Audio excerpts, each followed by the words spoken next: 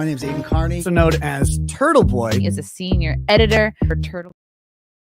My name is Aidan Kearney, also known as Turtleboy. He is a senior editor for Turtleboy Daily News. I'm a big fan. We've broken hundreds of stories that the mainstream media won't touch. Some blogger in Massachusetts who's getting to the bottom of this better than anybody. Why is it Turtleboy that is covering such important issues? Where is the rest of the media?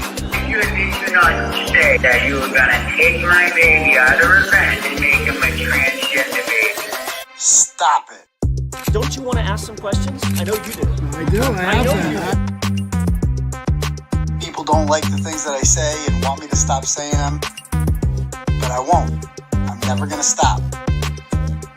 These are the kind of stories that must be told.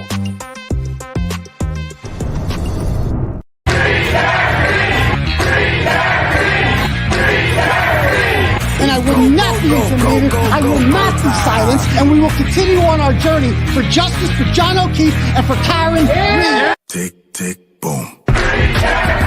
Noise. Go, baby, we bringing our toys. Boys, chopper be singing, should be on the voice. Bang, bang, we gon' ride out. Gang, gang, we don't die out. Want it like this, ain't no timeouts. Tell me who really gon' find out.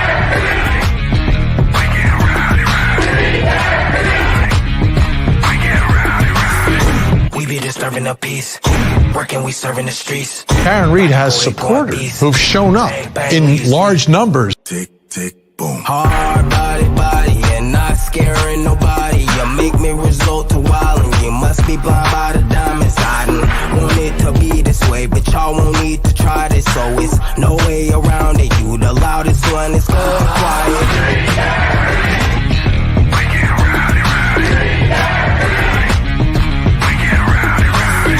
We be disturbing the peace, working, we serving the streets. About to go 𝗃𝗃𝗃𝗀𝗃. Bang, bang, leave you sleep. This is the first time I think I've ever seen this. An outpouring of support for someone accused of murdering a Boston police officer. Unbelievable situation. Never seen anything like it. Tick, tick, boom. You can't stop me, so who gon' stop me? You can't stop me, so who gon' stop me? You can't stop me, so who gon' stop me? You can't stop me, so who gon' stop me? We be disturbing the peace, working, we serving the streets. About to go 𝗃𝗃𝗃𝗃. Bang, bang, leave you sleep.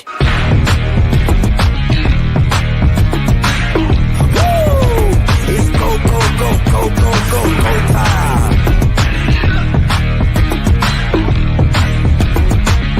Tick, tick, boom.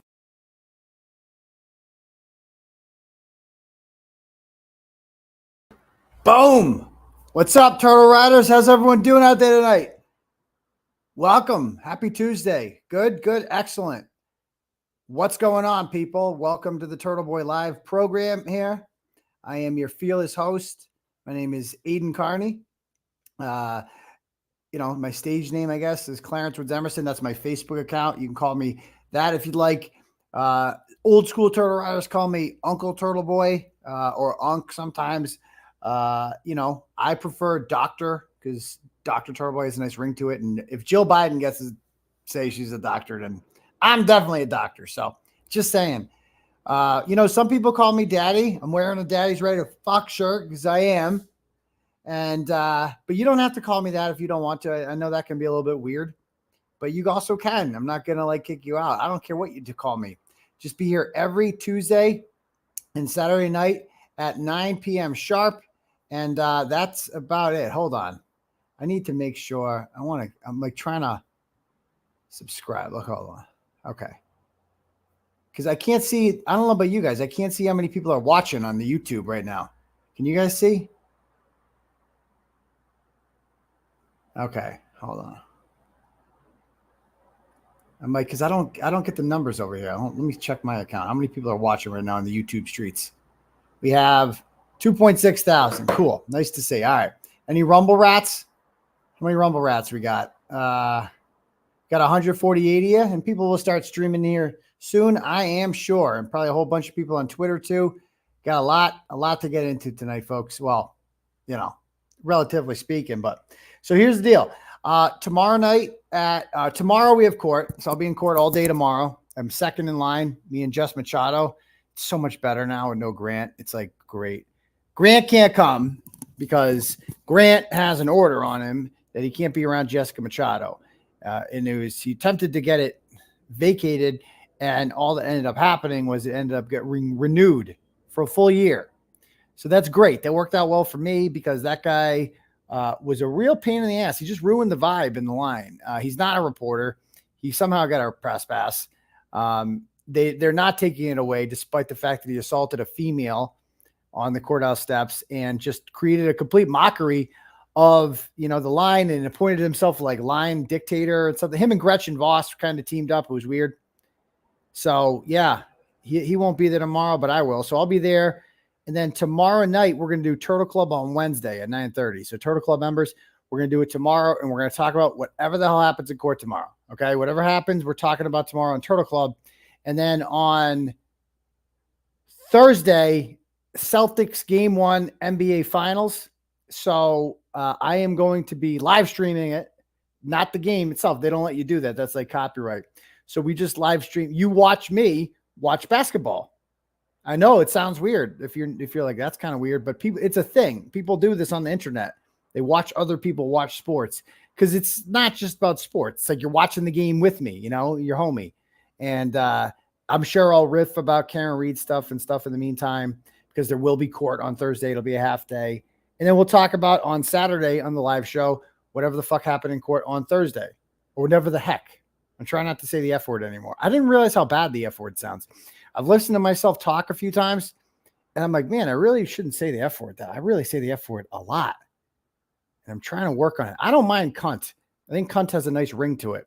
The F word, though, it's not good. Not good. So I got to work on that. But anyway, guys, if you guys would like to donate to the program, if you like what you're seeing around here, and you want to have your message read out loud to the class, you're in luck. There is a link at the top to something called Turtle Chat, right? You can click on that, and then you can donate whatever amount of money you want, and you get to write a message.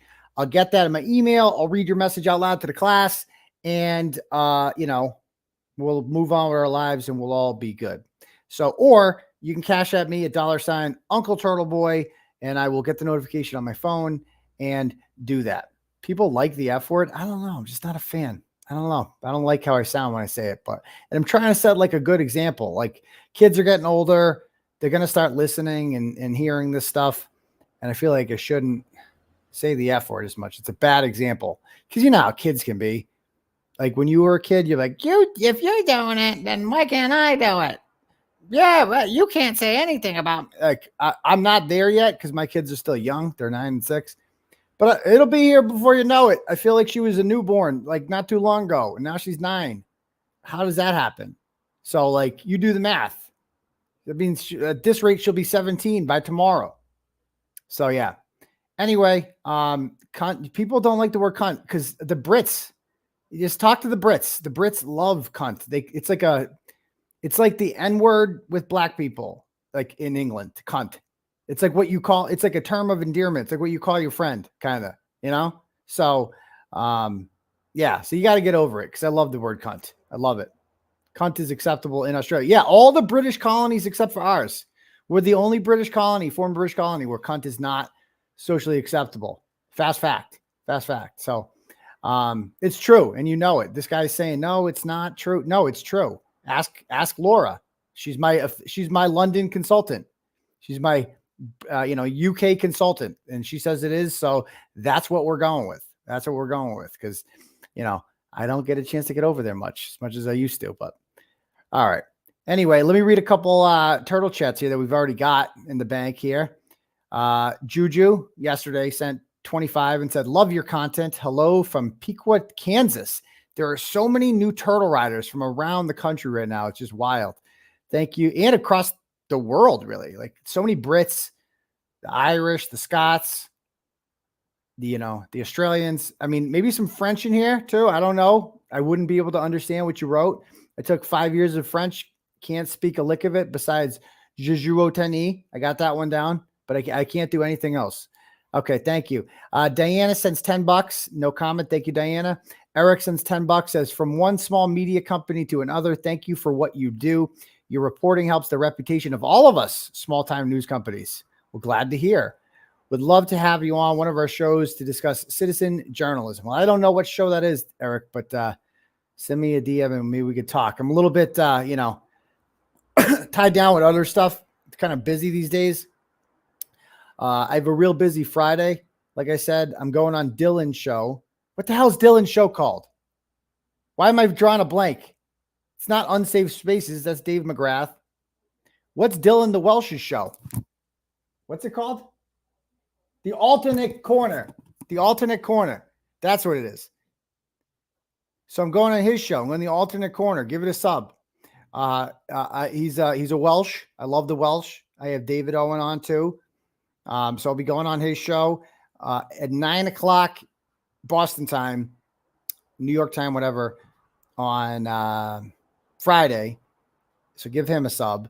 And then I have this guy from the Atlantic publication who's flown up here to do a story on me. He's going to be with me tomorrow night. He's going to be here in studio watching me stream during Turtle Club.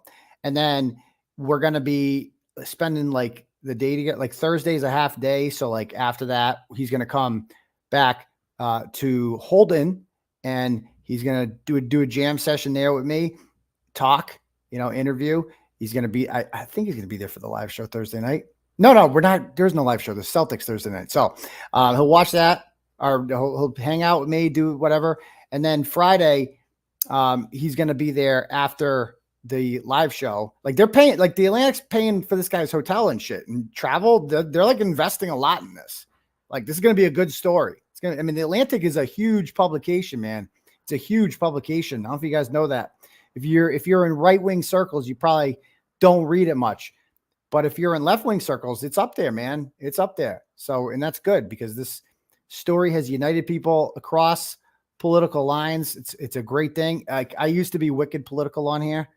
I used to just do a lot. If you go back and watch my old shows, I basically rant about COVID a lot and SJWs, social justice warriors, drag queens, stuff like that. Red meat conservative issues, and I just rant about it. That's why the Alberts used to like me because we're on the same team politically. But I got to be honest with you. Besides the Jill Biden is a doctor, then so am I. Besides that thing, I don't pay attention to shit. And I feel a lot better for it. I don't know what's going on. The Israel thing, I'll occasionally check political Twitter, occasionally, because Karen Reed dominates my life right now. Like the whole story just has dominated my life for well over a year now. I don't have time for anything. I didn't pay attention to the primaries. Luckily, there wasn't one. I know Israel is fighting a war with Hamas. I know that's been going on for quite a bit. I know that's causing quite a bit of protests around the world, and I just don't care. I don't watch any of it. I don't pay. I used to have strong opinions about shit like that. I just don't even think about it anymore. It's bizarre. It's like I don't even like Trump's running for president again. Trump just got charged. I talked about that for 5 seconds. No, done charged, convicted on 34 counts, and I'm just not paying attention. Am I going on Yellow Cottage Hill soon? I don't think so, buddy. I don't think so. Yeah, like STS, I would love. I want redemption more than anything. I'm not going to beg him to go on a show, but he did say good things about me, and I appreciated that. And he's officially come around. I think he's 100% team Karen Reed is innocent at this point. Like no doubt about it. He used to be one of those like fence sitters, and he had on there tonight on his program Mark Betterow, who is just one of the greatest spokespersons we could have for this movement because he's so succinct and he's a lawyer. I mean, he's a defense attorney, and the takes that he has on it are very matter of fact. Like he talks about just like they can't convict her because there's reasonable doubt. Like he doesn't like really get into the, he's appropriate. Let's just put it that way. He's appropriate and he's smart. And I like that because it's good to have people like that kind of representing and not jumping into you don't want them jumping in the swamp with us, because that's when it gets dirty and that's when you become tainted. And it's nice to have like a representative who's not, they can't say shit about. You know, they can't say shit about. So I think he successfully convinced Joel, who does have a lot of influence in true crime shit because this show's pretty popular. And he had on the TikTok lady, Catherine Loftus. She's like, note my objection on TikTok. And, you know, I have no problem with her, whatever. I don't know if she said, she did say that I was going to be in jail for 90 days, which was wrong. She was 1000% wrong about that. But she's just like, again, I don't have anything against her. I'm sure she's a nice lady, blah, blah, blah. She just doesn't do it for me. It's like, cause she's a fence sitter. She's a fence sitter. And I think fence sitting is incredibly lazy with this particular story. But like, oh, you know, she's like said today that, oh, I think, you know, this should have, you know, it was important that this went to trial. Have you watched the trial? I think most people are watching this and being like, how the fuck did this go to trial? I said the F word. How did this go to trial? Like, that's my, like watching this. It's like, how can you watch this every day and be like, this is a valuable use of taxpayer money. This charade that we're watching unfold in here, this joke of a prosecution that's lasting like 8 or 9 weeks is wasting the time of all these poor jurors who we know are going to vote not guilty because of course they are. It's going to be the quickest not guilty verdict in the history of Law and Order. Alan Jackson's talking about yesterday. He said that, oh, how long is the defense going to go for? He's like a week. It's like, what? That's what you do when you're winning. Like that's one thing I've learned from lawyers. When you're winning, you don't say shit because you're winning. You don't need to convince anyone else. When you're losing, then you got to keep talking. Judges like anything else. If they say anything else, you're losing. You're losing. If they cut you off and they're like, Mr. Bradle, we've heard enough of you. That means you're winning. I've been around this game enough now to know that that's how it works. Okay. Yeah, it's just like Lowley's speech. It's like, come on. So I listened to the TikTok lady and it's just like, I don't know, man. The fence sitting about like, oh, like both sides. It's like, you can't both sides this anymore. I mean, it's absurd. Come on. If you can't see what's going on here, I don't know what to tell you. I don't know what to tell you at this point. It's just kind of cowardly, I think. Okay. All right. Let me read. Yeah. So that's on. And then at 2:00, I'm going on the podcast Paper Ghosts. So I'm doing like a media tour on Friday. So it's going to be cool.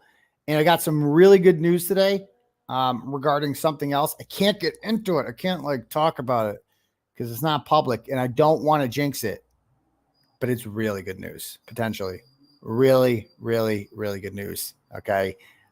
As far as something that I've been looking forward to for a long time. And it's not 100% there yet, but it's getting close and it's getting close. So we'll just leave it at that. Okay. All right. Let's see. So let's see. We have Morgan sends $25 and says, might be a dumb question, but would Jackson be able to use the other Colin fighting videos you found if when he calls him as a witness? Thanks for your candid cover. I'm surprised he hasn't used them already. Used them already. But I would think absolutely their plan is to call him back, right? Absolutely the plan has to be. No, it's people are like charges drop. No, it's not. It has nothing to do with the charges. Nothing to do with the charges. More think like professionally speaking. It's something I've been talking about for a bit. Let's leave it at that. Okay. Oh yeah. Ever since, at least he corrected himself though. At least he called her out on it. I'll give him credit for that. I mean, I like Joel. He's like a nice guy. You know, he's a nice guy. That's what I think of Joel. Okay. Couple more turtle chats here. Berg sends $5. Says, have you seen the video of her car being towed at 412? Or have you only seen the screenshots of the camera? I have. I've seen a lot of shit. Because again, I used to have direct access to the source, you know, the well, but I've been cut off. But that's fine. That's kind of the way it should be. Like I've done shit before without direct access to the sources, and I still, you know, break award-winning journalism around the world. I don't need access to Karen Reed to write award-winning journalism, right? So there's that. Okay. That's Berg's. We got $10 from Little Irish Girl. Says, I'm proud to be part of the Free Karen Reed movement. You have united people all over the world. Thanks, Doc. Love you and all Free Karen Reed people. It really is like a family. If you go down to I highly suggest if you guys have time, just go to the courthouse on any one of these days. The weather's beautiful now. and they have a legit tailgate they set up with like a tent, and it's right outside the free speech zone. It's great. So, you know, head on over, like check it out, man. You'll love the vibe there. You will love the vibe there. So, and yeah, like people like, is it movies? Like that's another thing I'd be honest with you, I've been involved in, like so I guess this is how it works. They're going to do movies about this. There will be a Karen Reed. There will be a documentary. It's probably more than one documentary. Let's keep it a buck. How the documentary works is, you know, there are, I told you guys this, I signed an exclusivity agreement back last August with a pretty major producer, right? Who's won an Emmy pretty recently. And then the Hollywood guys teamed up with these other producers who are much more local, and a name you will know, but I'm not going to say it.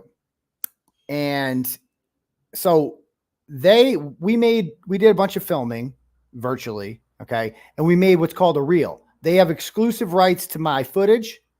Like, you know, the 𝗕𝗵𝗂𝗀 videos, like no one else can use those except for us.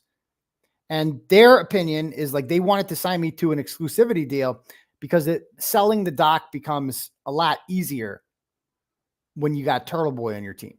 Now, it would be even easier if we also had Karen Reed on the team. But when I was in jail, I guess Karen Reed signed with a different documentary company. So now I don't know if that makes her a competitor. I found this out like when I got out, and they came over to me. Some documentary people came over and they're like, "Can we interview you? Because you're Turtleboy."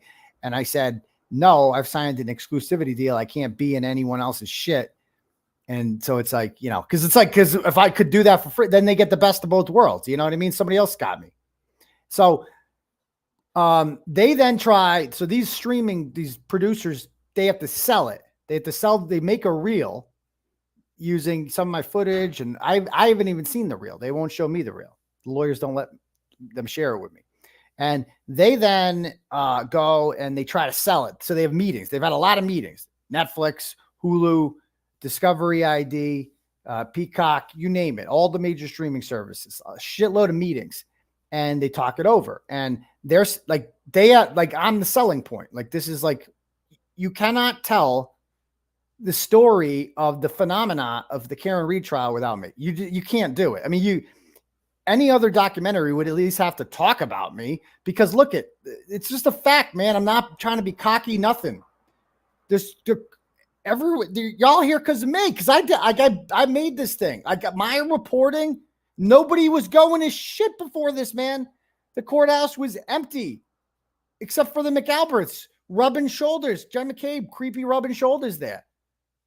So yeah, I start writing about it. I get 500,000 page views on part 1, and then the YouTube blows up, and now look at us, right? So it's like there's protests outside, there's rolling rallies, there's Karen Reed coming in and being cheered. Like, this is wild. It's a murder defendant, as 𝗕𝗵𝗂𝗃𝗀𝗃 says. You know, it's wild. So it's hard to tell the story without me. So they'd have to mention me, but they wouldn't be able to interview me, nothing. So these guys got on it early. They saw the benefit to this. And so they're in some serious talks, right? And so the streaming service would then pay a certain amount of money for the rights to this. And then the producers would make it, and the streaming service would then, you know, host it, and they'd make money off their subscriptions that way. That's how this shit works. So there's that. Okay. And then, so that's different from the movie. Okay. So a movie, like a Hollywood movie, will also almost definitely come out of this. And I don't know what angle they take on that or whatever, but in order to do that, like if they were having a character play me, for instance, they would need my rights. So I'm in talk. I mean, I have a lawyer now. I have an entertainment lawyer, and you know, it's just wild. It's just wild. It's been a wild ride. I went to jail for this. I don't know if I told you guys this. I went to jail for this shit. Like, that's adds a lot of street cred. You know what I mean? And it was real. People like it. It's not real jail. He wasn't in Gen Pop. It's like, bro, read the prison diaries. I was begging to get in Gen Pop. Like, my lawyer, Tim Bradel, I got him to get a meeting with the superintendent and the deputy superintendent. And I'm like, I got to get out of here. I was in medical by myself, right?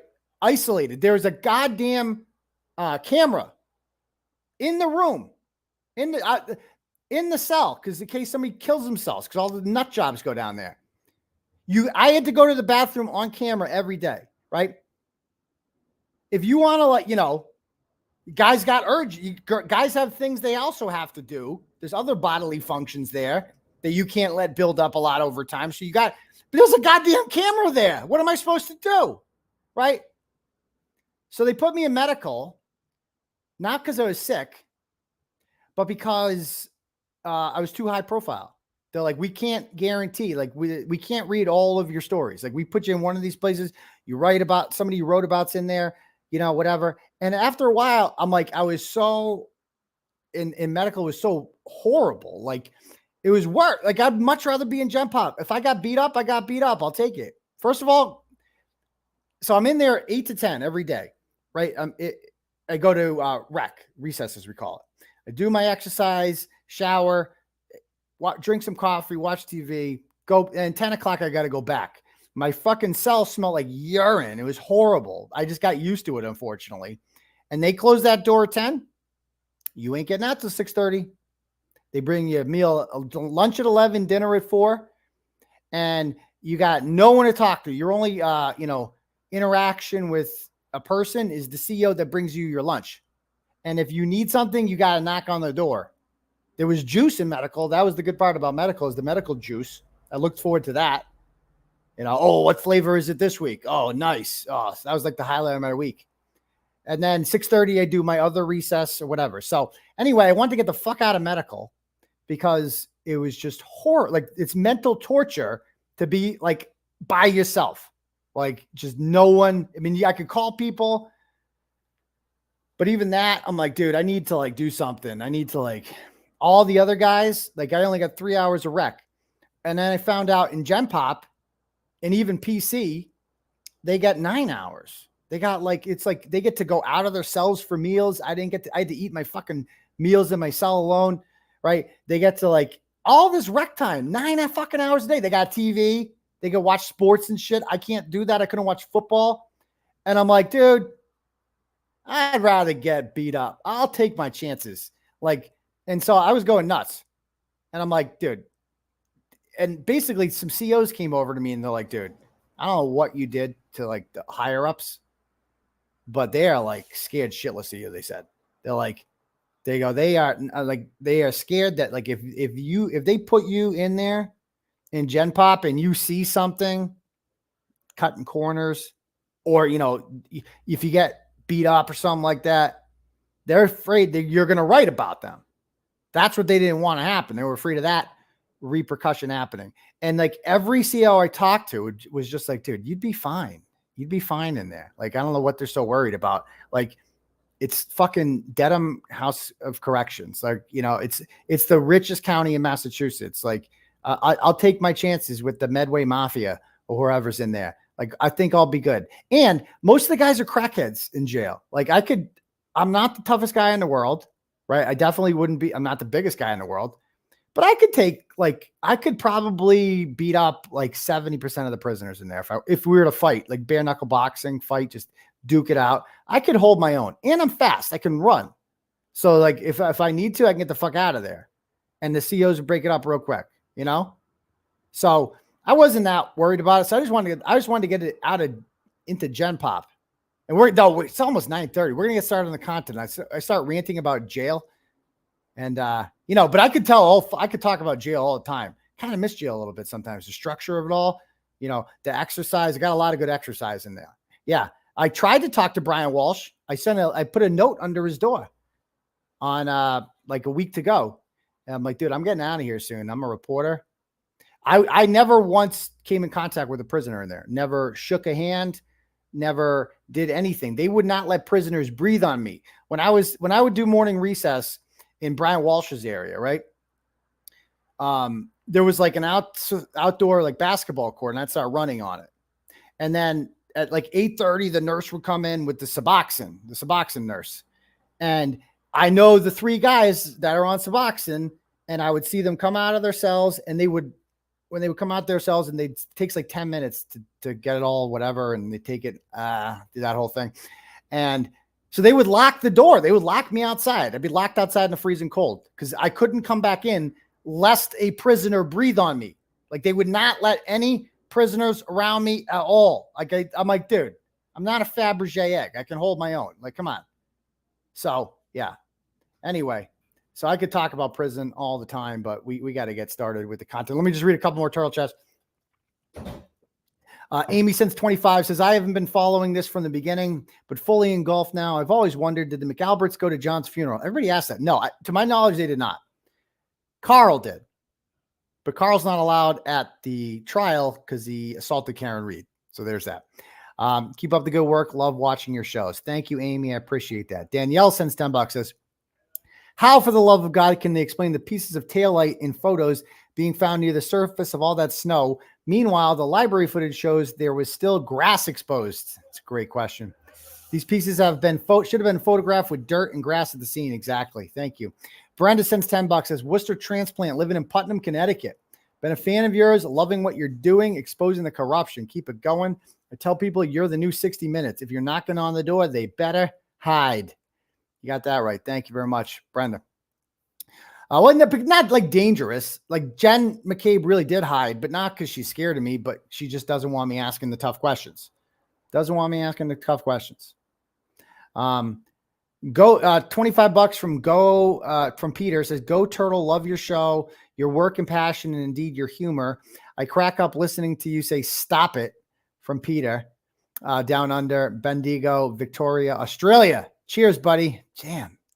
We got turtle roos all around the world. Sammy sends $10 says, admittedly a ratchet request, but I love a show where you run down all the juiciest Canton crew gossip you've learned this whole time, all in one place. I can't get enough. I know it never ends. $10 from A-Rod says there's a lawyer on YouTube that said 3 weeks ago the defense was crazy. There's no cover up. He went on last night and apologized. He said he takes it back. There's a cover up. I'd love to get that one, A-Rod. Send it over, will you? Send it over. I'd love to see that.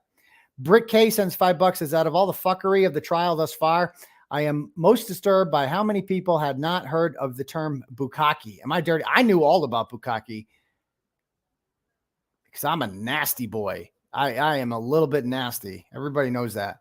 But a lot of people didn't know about bukkake. So there's that. Okay, thank you. Russell sends $10 says, first show trying to shed F-bombs. Not going so well. I gave it a shot, Russell. Lasted about 5 seconds. Debbie, Jackie, and Kathy send $50 and says, just sending a little appreciation from your girls in Dedham Square. Always welcome, Turtleboy. Keep up the great work. They are great. If you live in and around the Dedham area, you should do business with Dedham Insurance right in the center of town because they let me park there. Like back when I was, JLR escorted me to my car there. It was great. Love the girls over at Dedham Insurance. So thank you for that. Lena sends $5 says, hi from the UK. I was shouting cunt at the TV when Jen McCabe testified. I've watched so many body language experts ripping her apart. You're an absolute legend for what you've done for the Karen Reed movement. Hoping to visit Salem next year. It's overrated. We would love to meet you when we come to Mass. God bless you, Dr. Turtleboy. Hey, let me know. Leslie sends $20 says, listening from St. Louis, Missouri. Why is the judge taking all these days off? I've never seen this before. I watched a lot of trials. I don't like this judge and she's a little deaf. Yeah, I mean, a lot of people are asking that. I'm pretty sure that it's because the jurors have conflicts, which they told them about ahead of time. And it was just hard to find jurors, And by the way, this whole buffer zone is so pointless. The jurors get freaking bussed in every day.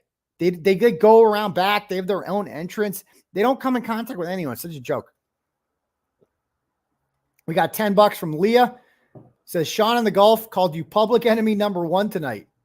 Tully's out for you. Everyone loves you or loves to hate you, but cannot deny you are the man behind the movement. And Sean in the Gulf is absolutely fucking right about that. And it's a weird feeling because, dude, Tim Bradle's like, I've never seen them throw the book at someone like the way they do to you. Like with you, it's like, normally I'm like, could I do this, Tim? Can I say this? He's like, yeah, you could. Yeah, you could do that, but you know how, like, they're going to make some shit up. They're just going to say they say everything you do is witness intimidation. Everything. She's like, I've never seen. They are obsessed with you. They treat me like I am the most dangerous person in Massachusetts. I don't even live in Norfolk County. I live far away. I can't be, how dangerous can I be that far away from you people? But, and I'm not like physically dangerous, but I am like dangerous to the system. You know, I'm dangerous in the sense that, you know, fuck around. We're about to start a social movement out here, you know? All right. So anyway, if anybody has that, whatever, let me just read a couple cash apps. Then we're going to get started on the content. I promise. But again, the messages are good because then I can riff off of them, you know? I got a lot to say. Jenna sends $10, says, Aidan from Worcester. Been with you since Busgate. Yeah, that was the precursor to Turtleboy in 2012 and 13 was aidanfromworcester.com. Go read my book and you'll know all about it. Carrie Ann sends $5. No comment. Thank you, Carrie Ann. Mariana sends $30 and says, thank you for what you do. Love your shows. Glad to help, Mariana. I'm glad you like the shows. And Bruce sends $5 and says, hey, Mom, here comes that Turtleboy again. Yes, he does. Katie sends $5, says, please explain tail light bulb at scene in AM. Okay, we're going to do that now. We're going to get right into the content. Let's jump into it. All right. So, okay. So this is the first. There was 3 witnesses yesterday. I was told by Kelly Reed during my morning stream. I go, who's testifying today? They said 𝗵𝗂𝗃𝗺. I'm like, oh, I went around telling everybody happy 𝗵𝗂𝗃𝗺 Day, happy 𝗵𝗂𝗃𝗺 Day. And then they bring O'Hara out. And I'm like, okay, this is good. This guy's state police. He looks like state police. He's the Toby Flenderson of the state police. And I'm like, well, this is good. They're bringing the state police out. 𝗵𝗂𝗃𝗺 will be next. It wasn't. It was Maureen Hartnett. And then it was Ashley, they, them. And I almost fell asleep so many times. And so did Jers. Okay. Can I recreate the comment? Ew, Rich. Grow up. Grow up. Okay. Anyway, so let's listen to some of his testimony here. I don't have a lot of time. And as far as the area that you were searching beyond snow drifts and plowing towards the middle of the road, how would you characterize that snow for observing footprints, tire tracks, or anything in that area where you were finding that? No, we did not see anything. Like I said, it was all fresh undisturbed snow once we got past where the plow had cleared up to. Now, as far as this search being conducted sort of physically, you mentioned there's some sort of line that's set up, is that correct? Correct, sir. You described it very sort of how that line was set up, what were the different functions in different parts of the line, where were you waiting? So like I said, we had what we consider our right flank stood on the curb closest to the house, and then we moved left into the street. As we dug the snow out, it was originally inspected as they would pull their shovel out, make sure they didn't have anything in the shovel to the best of their ability. Then they would bring it out to the street. I was the left flank. They would dump it in the street, and I would sift through it at the end just to make sure there was no evidence that had come out to the street. Once I was positive nothing was in that snow, I would toss it onto the other side of the street. And we just continued that process as we moved south through that grid. And the depth of the snow that you were digging through. All right, let's see. Or how was that changed? 9:36. I want to get to the part where the plow had touched, I'm going to try to skip around to the parts here. I want to find some good parts where he talks about like what Tully told him. I found very interesting. There too, I would say that was probably about a 3+ foot in height. But as we moved into the snow itself, getting closer to the curb. So once I want to start to get the rest of the area. Lieutenant O'Hara. Here we go. Lieutenant O'Hara, would you have up on the screen before you? Is that what you have? Is it 134?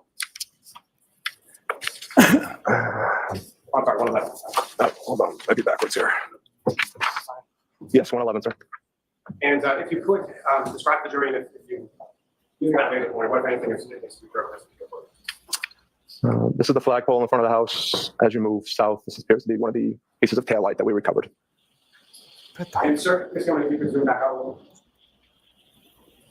Now, as far as when you're conducting the search and when the actual searching process is ongoing, what was the weather doing while you were doing it? Yes, because of the air conditioning. So you need to speak up really loudly if you don't have a microphone in front of you.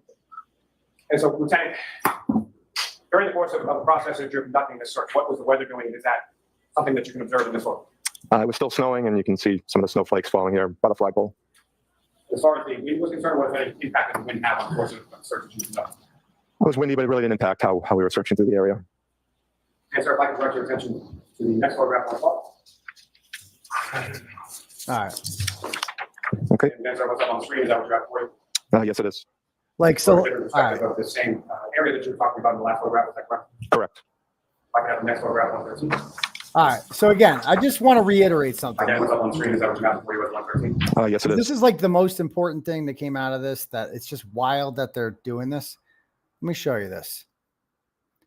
So this is, where'd it go? Here it is. The pictures aren't populating, so I have to do it like this. So this right here, right, was, this was shown, I think, the second week of testimony from Paul Gallagher's testimony. They play a video of the Canton police during daylight, so it's got to be like 7:30 probably a.m., searching the scene where John's body was discovered. And they find in this video, you see them find the transparent piece of cocktail glass that was found at the scene. And they don't find any red taillight. And they look around, man. Look how bright it is there. It's bright. There's only like an inch of snow. Like, look at his boot right here. It's barely making an indentation. And they're just looking for little pieces of cocktail glass. And they don't find any shoe. They look all around. There's no shoe. There's no red tail light. So this is like really important shit. And then fast forward to 6 p.m. After more than a foot of snow has fallen. This is what happens. Okay. This is what he finds. Now they claim they dug this up. Now the whole CERT team here is weird. I always assumed CERT team meant like it's a special unit within the state police. Apparently that's not what it is. It sounds more like a posse of dudes that they just kind of ring together at any point, that people looking for overtime. Because this guy O'Hara just calls a bunch of his posse up, and they come and like, yo, you want to make some extra, you want to make some overtime? Yeah. Better get your ass a shovel. Better get your ass a shovel. Get down here, Fairview Road. We're about to go digging for shit. I don't know what we're looking for, but you got paid for at least 4 hours for being, even if you're here for 30 minutes, to get your ass down here. And then they dig up and they find 4 pieces of taillight like this. And again, sort of closer perspective to the piece of taillight that you were referring to, is that correct? Correct. If I can have the next photograph. Okay, you really have to speak up. This was great. Again, Lieutenant, what's up on the screen? Is that what you have for you? Yes, it is. And dude, and just the whole, you need to speak up. So the AC's blasting in there. It felt really good.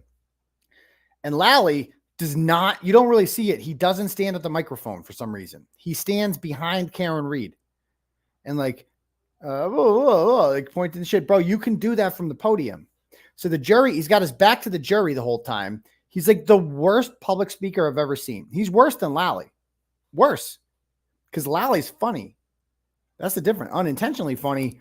But Lalli, not Lalli, Mello. Mello's funny. Because Mello's so bad at his job, it's funny. And he just says the dumbest shit. Like, I can't bring the whole internet to court with me, Your Honor. His voice is funny and all this stuff. This guy's not funny at all. This guy's just boring, man. I don't know how he got into this line of work, Lalli did. The whole country is seeing it and noticing it too. And usually, like, the prosecutors in these high-profile cases, some of them are pretty bad. Like, some of them are bad, like, because they make less money. They're not as good as their job.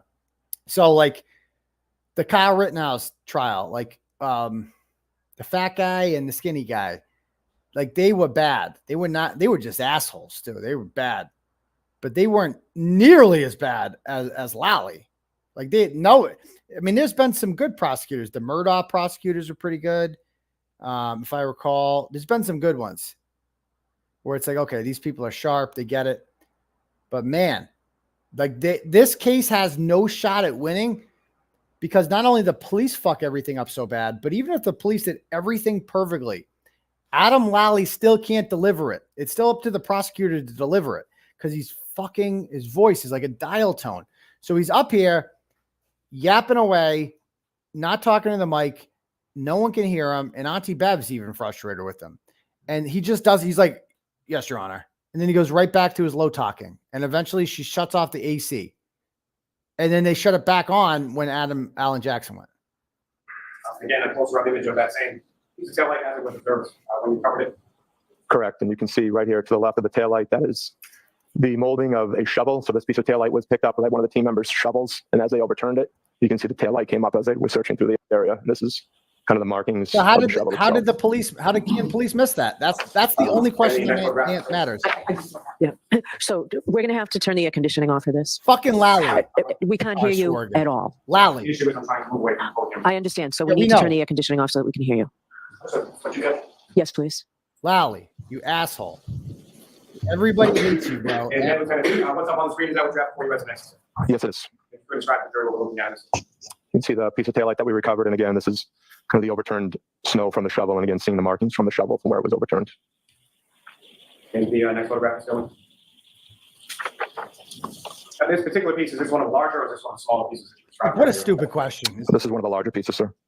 And How'd the as far police as miss length, size of it, if you know, how much would you estimate it? How big it was?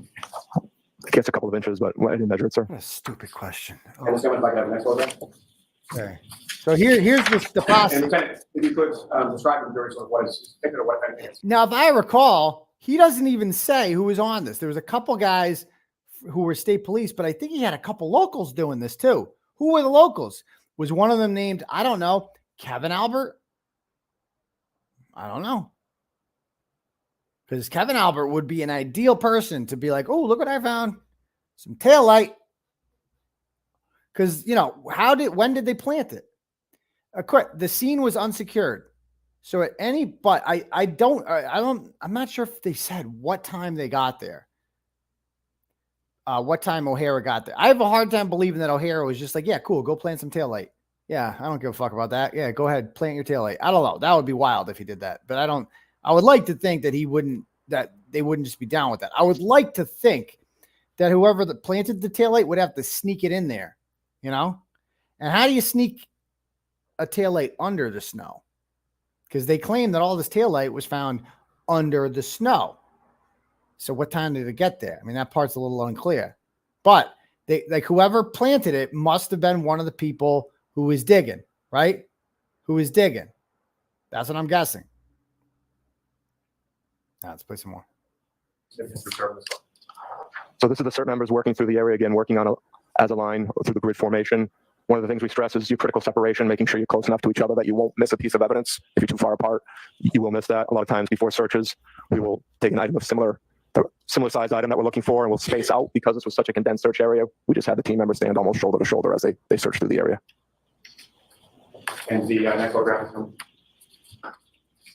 And again, sir, if you could describe to the jury sort of what we're looking at, what anything significant you're observing this. Maybe a little difficult to see from a distance, but right here, this is the sneaker that we recovered.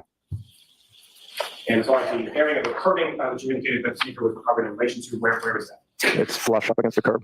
Yeah, I'm sorry, using the laser. I apologize, sir. Right here, this would be the curving right here. So they found the shoe. The shoe.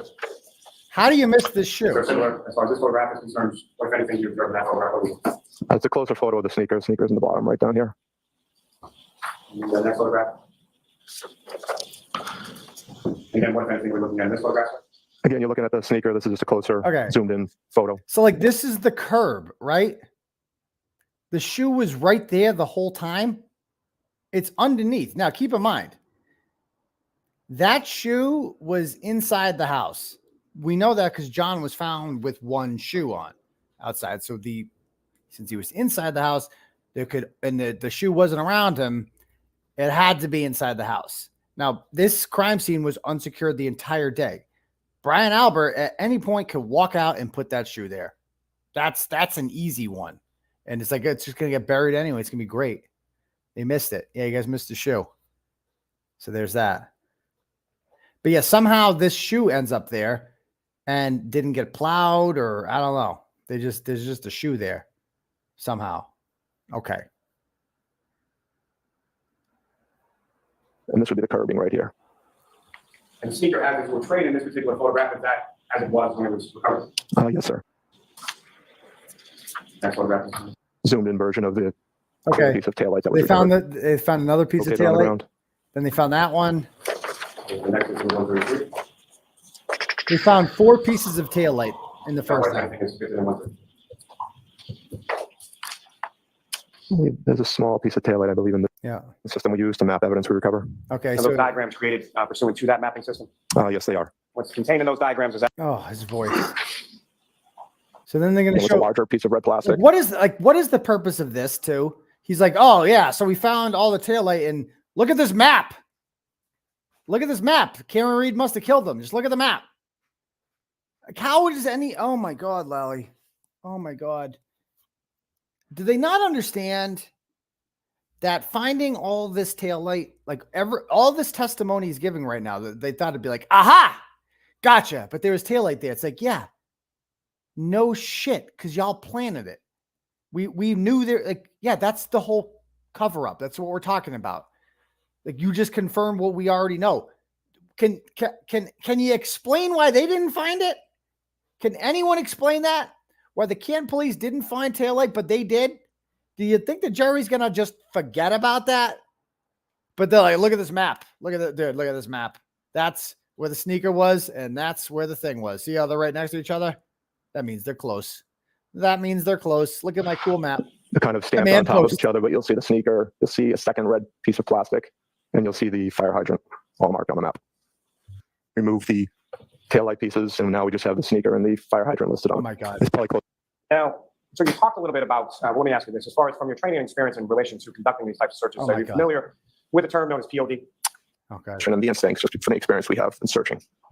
So was it those variables that sort of led to the conclusion, in conjunction yourself and Lieutenant Elley, as far as to cease searching at that particular point after you were gone 8 to 10 feet south of the evidentiary items? Well, actually, We got on the front lawn. As you continue on with your spacing, which again is how the team members are separated as we're searching through the area, the tactics you're using, the area size, then the team composition, and then the last one is instinct and variables. And really the last two, I think, is what works best for us. What stands out most about our team is your team composition and the instincts, just from the experience we have in searching. So was it those variables that sort of led to the conclusion, in conjunction yourself and Lieutenant Elley, as far as to cease searching at that particular point after you were gone 8 to 10 feet south of the evidentiary items without locating any other evidentiary items? Correct, sir. I have no further questions on this one. Thank you, sir. All right, cross-examination. 30 then. To respond. Is that true? State Police Detectives Unit, correct? Correct, sir. Attached to the Norfolk County. Brother, DA. remember I was asking like, who's the Jesus guy? I'm like, who? That's I had a nice conversation. That's James. James is Liza Little's partner or boyfriend, as we call them. That's the boyfriend. So lucky guy, because Liza Little is a prim-looking stargazer. I think we can all agree on that. She's also very smart and probably wealthy, if not upper middle class. Let's just put it that way. So yeah, good for him. Good for James. James. Okay, cool. Anyway, back to this. His office, correct? Correct, sir. And you also knew Trooper Michael Proctor at that time? I know who he is, yes, sir. And you knew that Trooper Michael Proctor was in the same unit as Lieutenant Tully, correct? I don't know if I knew he was assigned to that office. I'm not sure where he was assigned, sir. You've since found out that he is. Correct, sir.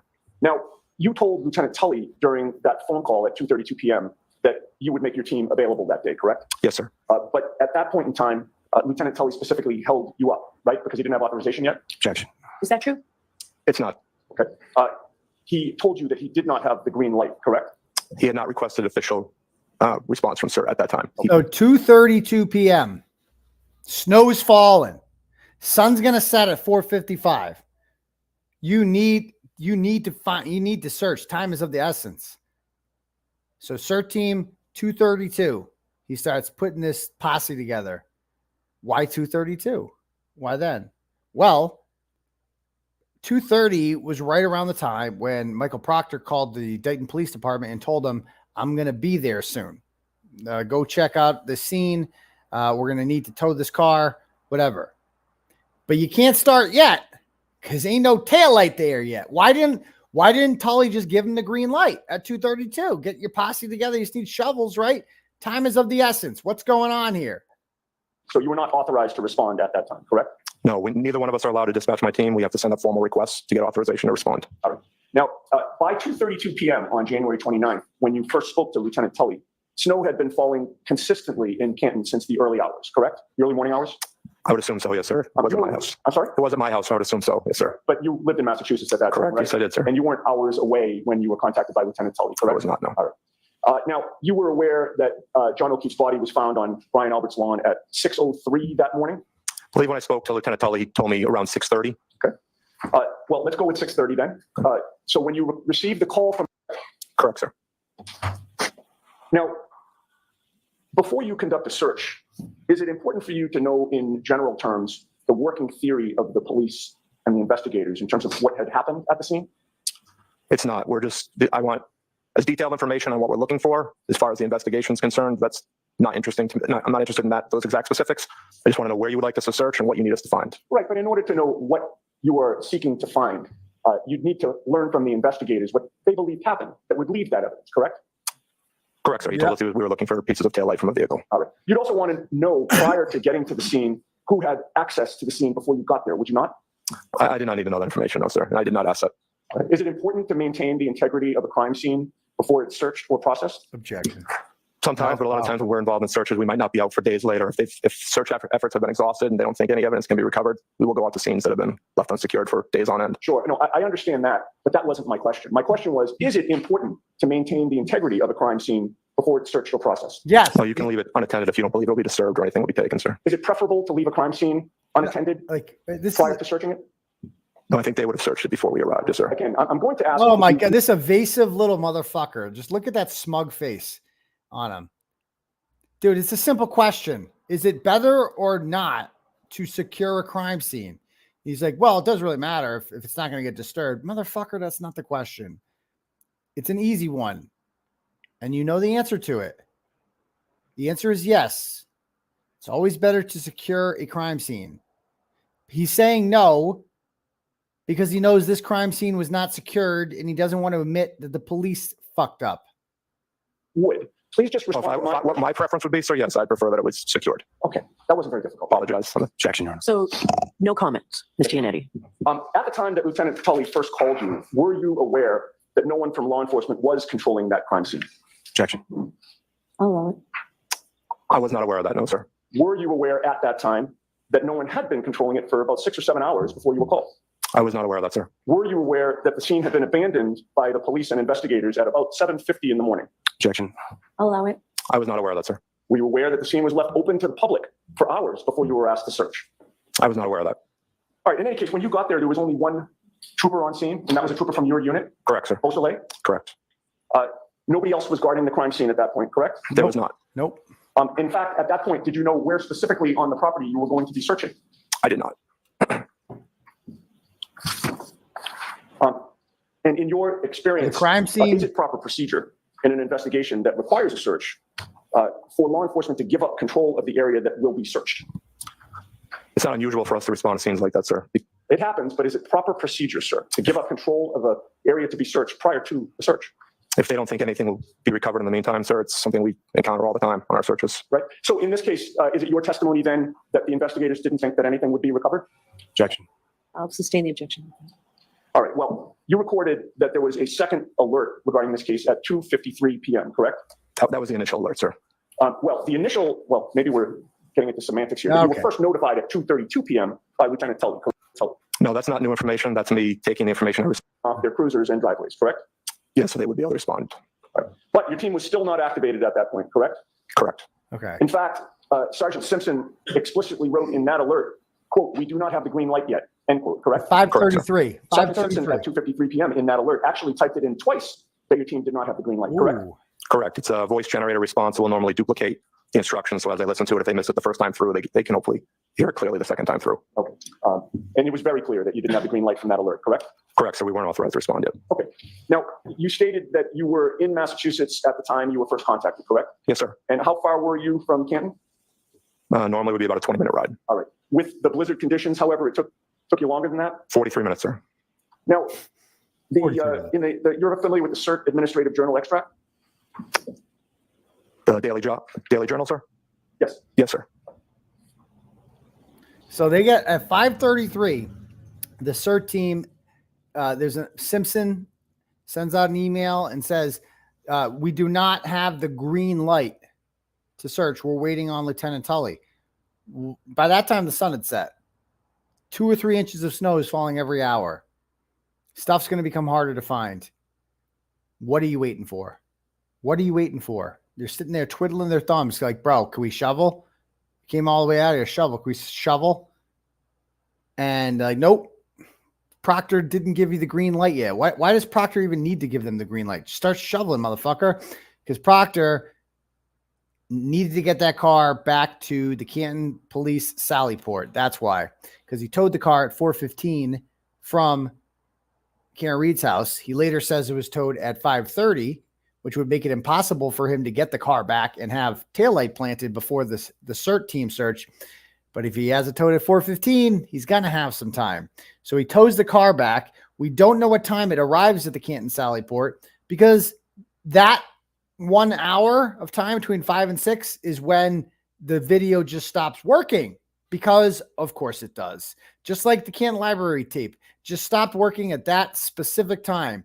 And just like the GPS on the plow trucks just stopped working that night. And just like Cellbrite just stopped working in the town of Canton altogether. Everything just stops working. And it's weird. It's just everything stops working. Butt dials, people are fucking their wives. They're answering phones at the same time. Shit went wild in Canton that night. It's just weird. Karen Reed ran someone over, and then shit got wild. Okay. And they call us conspiracy theorists. Just remember that. They call us the conspiracy theorists.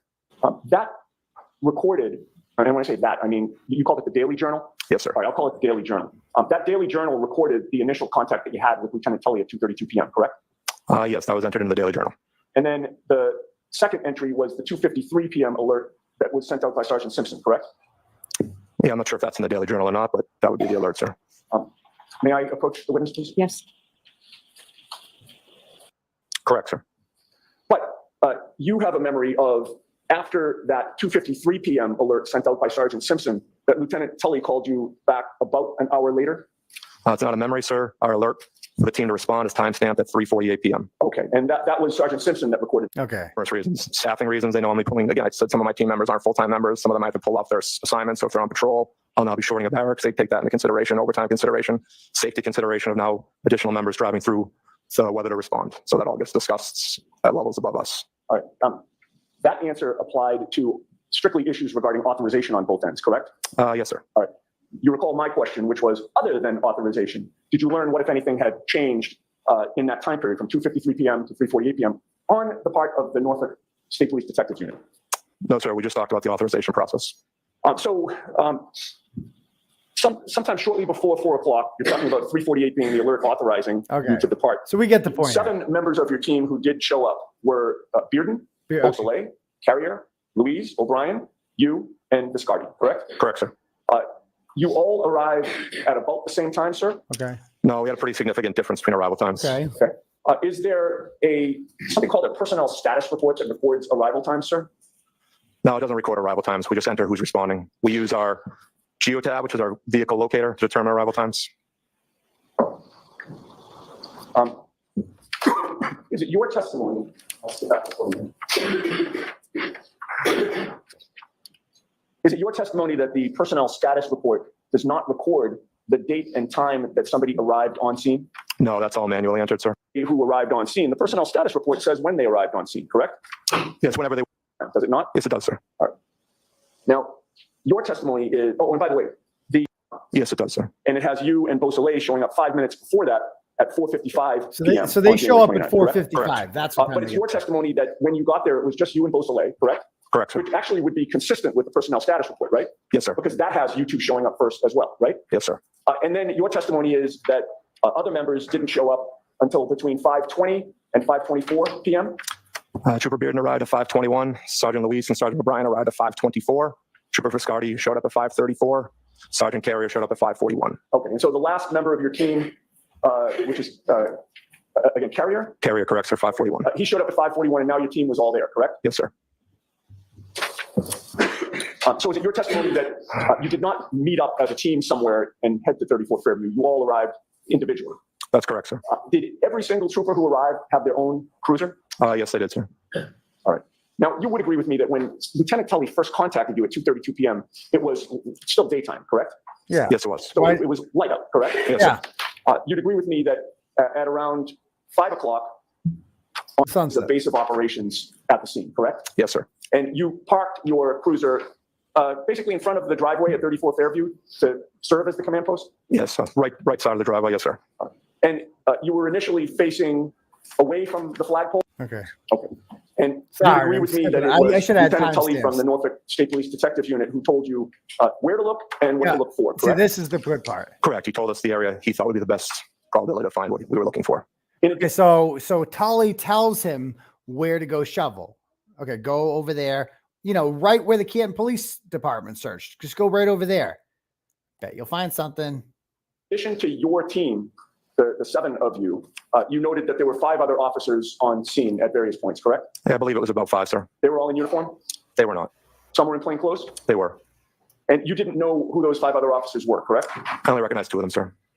And so the other 3, you didn't know if they were state police or Canton police? Correct, sir. At that point, were you made aware that the Canton police had been conflicted out of this investigation? I had not, no, sir. All right. Now, Lieutenant Tully directed you to an area where he said that John O'Keefe's body was found, correct? Yes. He directed us to where he believed the vehicle involved had been parked and to where the victim's body was recovered. All right. So again, in answer to my question, he did direct you to an area where he believed the victim's body was found, correct? Yes, sir. And he told you that he believed that the victim officer was hit and dragged by a motor vehicle, correct? Yeah, I believe he might have said possibly dragged.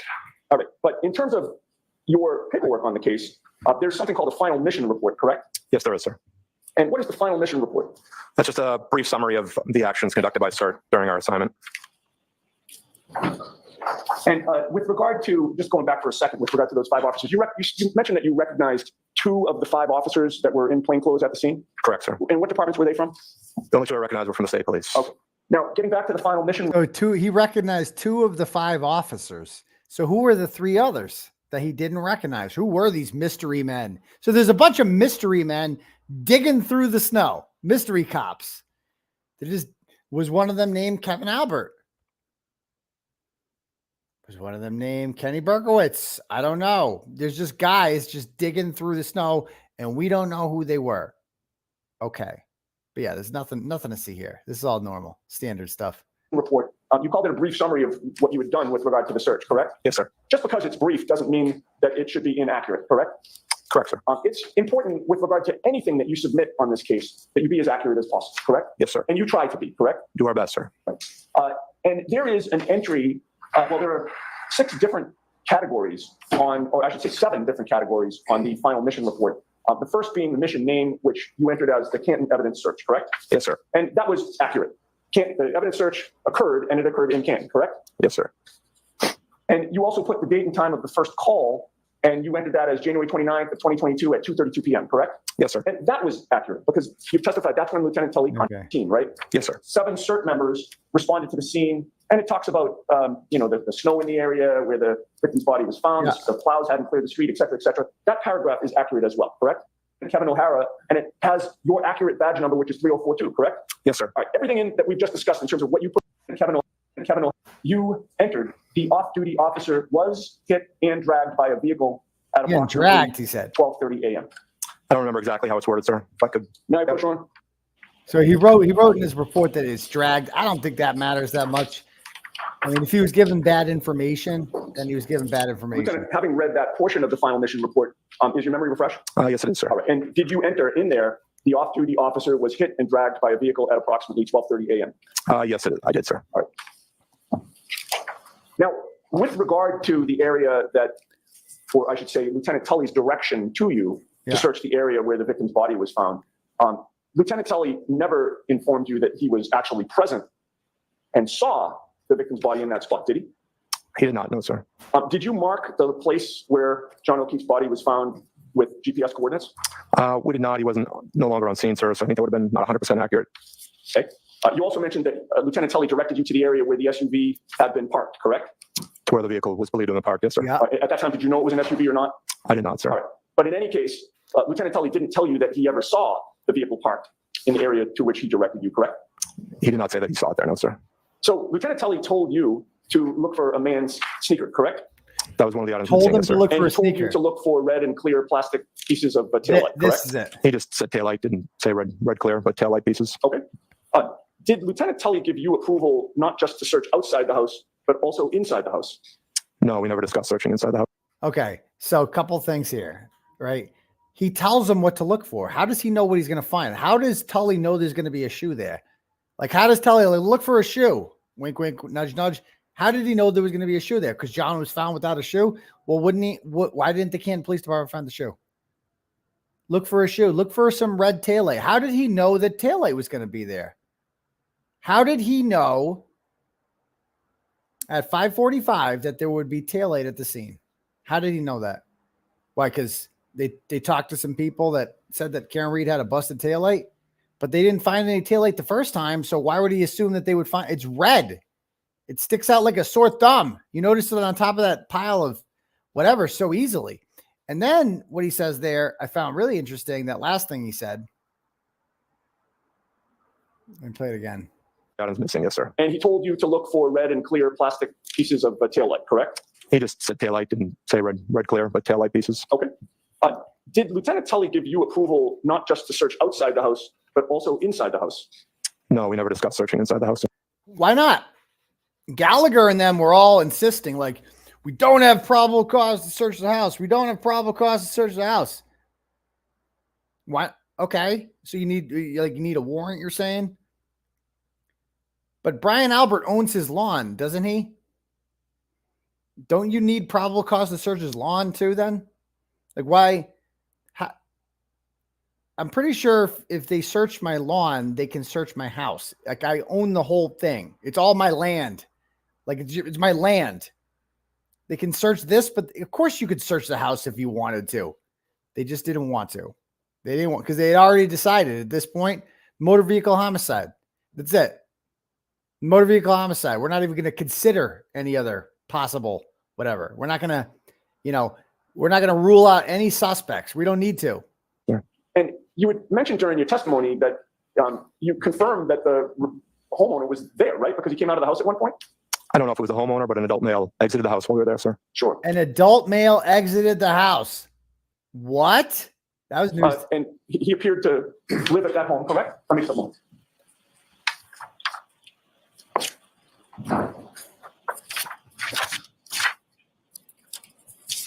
All right. Now, with regard to the area that you were searching, so an adult male came out. Would agree with me that Lieutenant Tully was the one who directed you where to search and what to search for, correct? He gave us the best idea for the search area, sir. And it was based on his direction that you created a grid and began your search. Decided how far of a distance we would search. Okay. So that's another way of saying it was based on his direction that you created a grid and began your search, correct? Yeah. Search in the snow, correct? Not for evidence. We've never done a search like this before, just for missing person searches. I see. But in any case, you've been trained to search winter crime scenes that have snow, correct? Correct, sir. There are proper techniques for conducting such searches during or after a snowfall, correct? Yeah, we have best practices we use. I'm sorry? Yes, we have best practices we use, sir. Of course. Best practices would include documenting the scene and the area to be searched. Yeah, the best way you can, yes, sir. That might include, smaller hand tools, brushes, gloved hands. Okay. For each layer that's removed. Yeah, I believe that's how we went through, sir. We went slowly, methodically, and sifting through the snow as we progressed down the area. Correct. And best practices would mean documenting by photographs along the way the progress of your search, would it not? That would be up to the detectives or the crime scene unit, sir. Well, but you were the one who was making those decisions, correct? Not for documentation purposes. No, that's not our responsibility, sir. Okay. But you would agree with me that it would be advisable to document your search in that way, would it not? That would be at the discretion of the detective, sir. Okay. Well, would it harm your search in any way to fully document it along the way? It would not harm it, no, sir. You want to take your time and work methodically and thoroughly in the search, correct? Mm-hmm. Correct, sir. And you want to collect evidence as it's located and immediately photograph it in place before it's disturbed, correct? Yeah, as evidence is discovered, it will get photographed in place. Yes, sir. during your search in this case, your team found a sneaker and pieces of red and clear plastic, correct? Correct, sir. The evidence that you found was basically on top of each other, within a few inches of each other, correct? Yep. Within a foot or two, a couple feet, yes, Yep. sir. So, Well, you testified at a prior proceeding in this matter, did you not? I did, sir. the grand jury. And you were sworn to tell the truth during that prior proceeding as well, correct? Yes, sir. And that testimony was closely photographed in place before it's destroyed.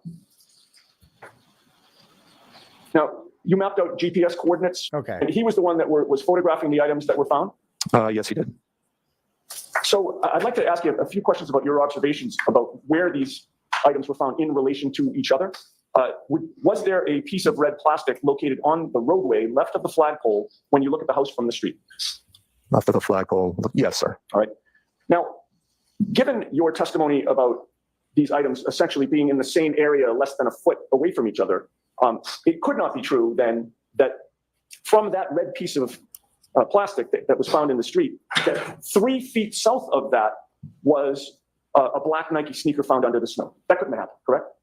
Well, I don't know where the distance between the objects as far as the mapping purposes, sir, but as far as how far apart, the first thing we discovered was one red piece of plastic, and then further south, that's when we found the sneaker and additional pieces. Right, but again, they were all in the same area, less than a foot apart, correct? Same general area, but could have been over a foot, sir. I'd have to measure between the GPS markings. Okay, well. What he's getting at here is that how the fuck did the Canton Police Department miss it then? They're all together. They weren't scattered. So because they're going to try to say like, oh, well, the Canton Police really only searched this, 1 square foot area over here. They didn't search the curb. They didn't think to look there. And so that's what he's getting at here with this testimony, with this questioning. So is your testimony today that what you testified to in that prior proceeding, where everything was less than a foot apart, that wasn't accurate? Objection. Is that your testimony, sir? Best recollection that they were within around a foot, but to be 100% accurate, you would have to measure between the 2 GPS points, which I have not done. Sure, but if your estimate is you didn't even say a foot, you said less than a foot, correct? It's been found 3 feet south of where that red piece of plastic was, correct? Yeah, I don't know if that's accurate, sir.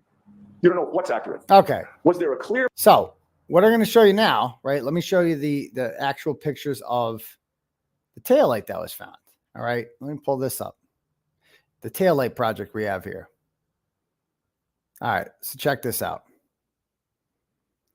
All right. So this is Karen Reed's car when it's being towed, right? Notice this thing right here, the taillight, it's lit. The front, the right side taillight is lit. So it's working at that point. It's not clear, whatever.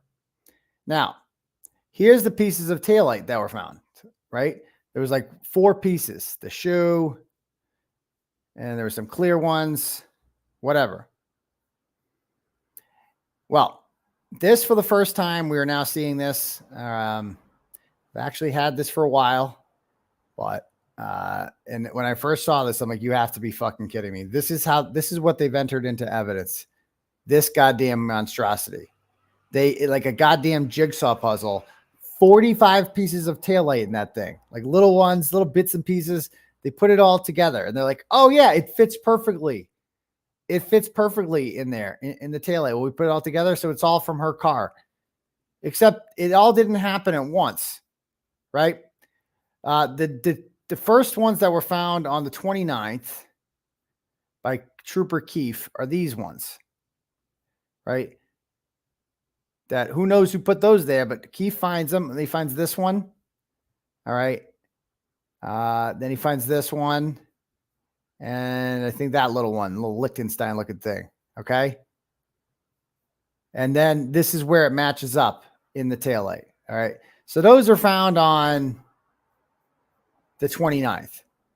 And then this one's found on February 4th by 𝗵𝗂𝗆. Remember 𝗵𝗂𝗆 was just driving by and he's like, well, I'm just going to go by for a quick drive by Brian Albert's house. And oh, how about that? Taillight. Oh, taillight over there. Okay. So he picks that up, enters it into evidence, gives it to Bukkake. And next thing you know, oh, wait, fits perfectly right there. They're a little jigsaw puzzle. That's great. February 11th, Proctor. on an undocumented search. He does not document the search at all. They don't find about this until 18 months later that the defense always assumed that they got all these pieces at once, but nope. Took a lot more than that. On the 11th, he finds this Mexico looking piece there. And these little pieces here too, little Switzerland and the Netherlands, I think, or Belgium, whatever that is. All right. Then we have this thing here. Bukkake finds this one on the 10th. Of course he does.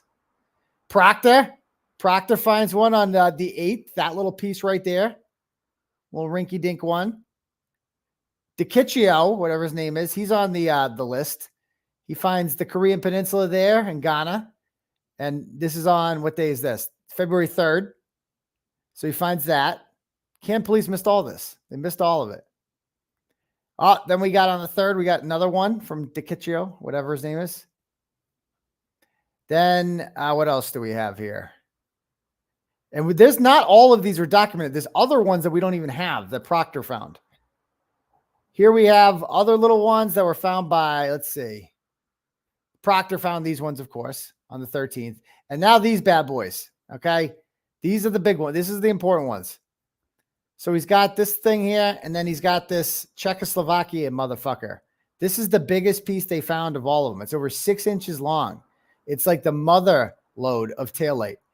They find it on February 18th on Proctor's last undocumented visit. You would think, 𝗕𝗫𝗄𝗄, okay, thank you, 𝗕𝗫𝗄𝗄.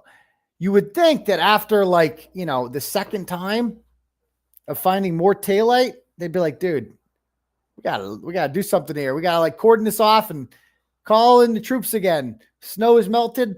Let's everybody canvass and let's find all the taillight now. Let's do it now. But nope.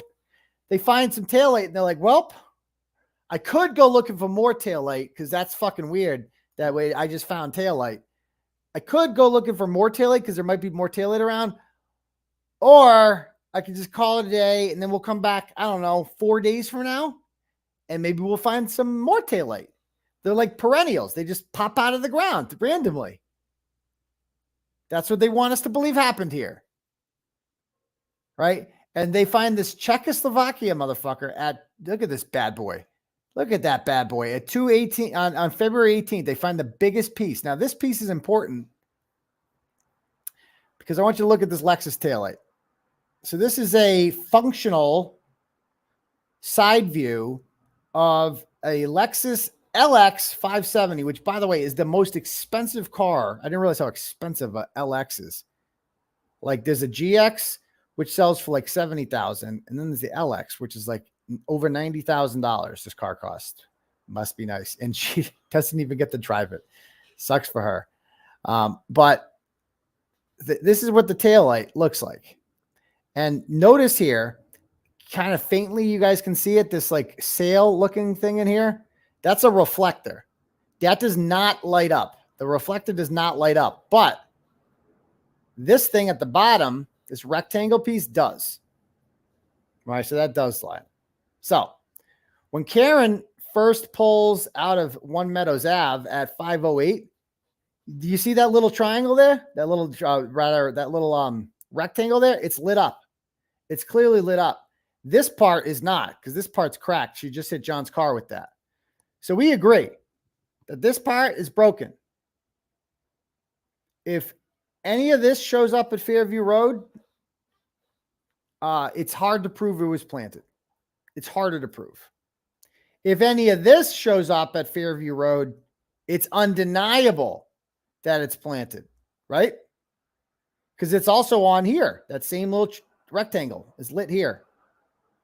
Well, let's see what that Czechoslovakian piece covers. Oh, look, see this thing right here? See that part? There's the little, that's the little rectangle there. There's the sail looking thing. And there's your little rectangle. That's part of Czechoslovakia. The Czechoslovakia piece covers the rectangle. This piece never should have been found at 34 Fairview Road. This piece proves the conspiracy. It proves it was planted. We don't know by who, but it was planted. Well, Proctor finds it on the 18th. Who knows if he probably didn't even go there. He probably just logged. He probably has had this a sack of tail, like the guy just reached into his freaking, he probably has a fanny pack filled with tail light. Oh, you got any tail light? Oh, yep, of course I have. Fuck. Is my name Michael Proctor or not? Is my name not Proctor Trooper? Like, of course I have fucking tail light. Have some tail light. Have some tail light. So that clearly proves that that was planted. And this is what it's like here. As you can see here, this is the new housing unit. And you can see that it's no longer covered. So it was planted. It was planted. End of story. End of story. All right, let me read some turtle chats before we get back to the testimony here. All right, first up, Lena sends $5 and says, Karen Reed killing John O'Keefe is just as believable as Jeffrey Epstein killing himself. I would say even less believable than Jeffrey Epstein didn't kill himself, but you know, there's a lot more evidence that Karen Reed didn't actually kill herself. Like you can't, I don't know who killed Jeffrey Epstein, but you can actually like prove who planted all this goddamn taillight. So there's that. Thank you, Lena. Justin sends $10, says, when do you think the state will have Mark Furman whoops? I mean, Michael Proctor testify. I don't know. I was told by someone within the Reed camp, a very knowledgeable person, that they don't think Proctor's testifying. They didn't think Proctor's testifying. That he's not. They told me. Now I'm hearing from others. The McAlberts are all insisting that he's testifying usually, and they would love to like prove me wrong, but like Turtleboy was wrong. And I've noticed a lot of them saying that. So I think Lizzie Proctor's trying to get the word out that like Turtleboy's wrong. Well, excuse me, Lizzie. I just report what my sources tell me. If they're wrong, they're wrong. But they were told that Proctor's not testifying. We'll see. Why isn't he gone yet? Like that's kind of weird too. So thank you very much. Billy Jack sends $10. Says, does Lally reek of cigarette smoke? I bet he does. And failure. Great job. Please get Sean from the Gulf and Mark B on again. Yeah, I'd love to have him on again. I got to give him a buzz. Get him on here. Amy sends $5. Says, is it possible it is the same style car taillight and not Karen's taillight? They could plant it before the shoveling. But how do they? Oh, I see what you're saying. Is it not? No, it had to be Karen's taillight because they put the whole puzzle together. So it's definitely Karen's taillight. Let's see. We also have here Luca from Malden sends $5. Says, you might have done 60 days in a clink, but Grant Smith Ellis is going to have to do a lifetime in the Arkham Asylum wearing a straitjacket. Keep up the great work, Turtleboy. Thank you, Luca. James sends $5. Says, DA Morrissey has a pattern and practice of not conducting real investigations. Trooper Bukaki didn't report seven Brookline cops he interviewed in the Justin Root execution the same day, and the DA office has no notes. Okay, thank you much, James. Okay, do we have any more turtle chats? Turtle chat. No. Do we have any cash apps here? Got to bang through. Katie sends $5 and says, was Microdot's piece the car light bulb found in AM? Don't know what that question means, but thank you for the $5, Katie. Okay. If you send like a $2, I'm not reading it's like a dick move. Like, it's like, come on. Cause it's like, we got to get through this. Not reading the $2 ones, not doing that. Thank you for that. But Laura sends $20. I gotta want to put like a limit, but I feel like if you're sending 2, you're doing it just to kind of be a dick. And no, not happening. Time is valuable. Like a lot of people are watching this show. So like we kind of interrupt the show to read your message. You don't get to interrupt the show for $2. You just don't. There's 6.6 thousand people watching. It is what it is. Okay. Laura sends $20. No, $3 isn't gonna, like I don't want to set a minimum, but I feel like $5 is like, is what it is. Okay. Exactly. It's like, cause it interrupts the show. Like other people are trying to watch the show. Exactly. Like it's intrusive to read it. And I like reading them, but not for $2. It's not worth everyone's time. Do we all agree on this? Like, that's not me being greedy. That's me trying to like make you people enjoy the show more, So there's that. Okay. $20 from Laura. That'll do it. Sends, "What's up, Doc? Love your work. Dr. Feel Good." Yes, I do. Okay. Thank you. And $10 from Jenna says, oh no, she already read that one. We have here another one from Katie, says, "Micro docs." Why is this not working? I can't read your message for some reason. I'm going to have to come back to that, Katie. It's just not loading right now. I don't know why. Okay. If anybody else wants to have their message read out loud, you can click at the top for Turtle Chat, or you can, cash at me at $ @UncleTurtleboy, but not for $2 and not for $3 either. Got to be at least $5 because the show must go on. I mean, I would say 10 almost. Like there should be some type of minimum. We all agree on that, and it ain't greedy. Fuck you, Brazilian girl. It's not greedy. This is a business, okay? And like other people are watching, and other people, you don't get to interrupt the show for $2. You just don't. Anyway, back to business. All right. So let's get back to watching this idiot talk. Okay.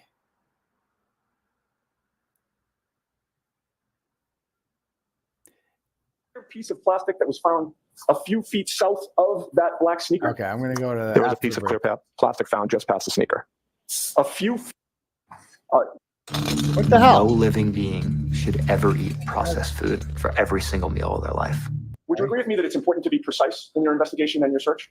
Yeah, that's why Lieutenant Tully took an evidence log, sir. So as you testify here today, 2.5 years later. Oh, anyway, I'm going to skip this. We're going to go to Maureen Hartnett. So Maureen Hartnett is the state police criminalist, who I was hoping would be a real quick one, but no, she went on for hours because of 𝗟𝗨 asking this. She's the woman who failed her proficiency exam, and she is the person who I believe they're real obsessed with this hair, this stupid hair that they found. Again, I'll show you the picture of it. They love this goddamn hair. So they found a hair on Karen Reed's car. And there it is right there. Now, they take two different pictures of it, and it's a different shape over here now. For some, there it is there. Now, what does that prove?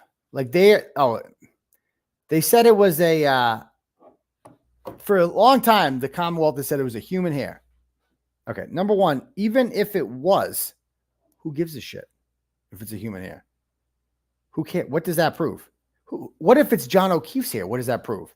How does that prove that it got there from him getting hit by a car? He lives with her, right? There's 1,000,001 ways a small piece of hair, maybe from his arm or some shit, I don't know, gets on the goddamn bumper. I don't know how his hair gets on there. How does hair get on there if the bumper hit his head? Like what? Who cares about the stupid hair?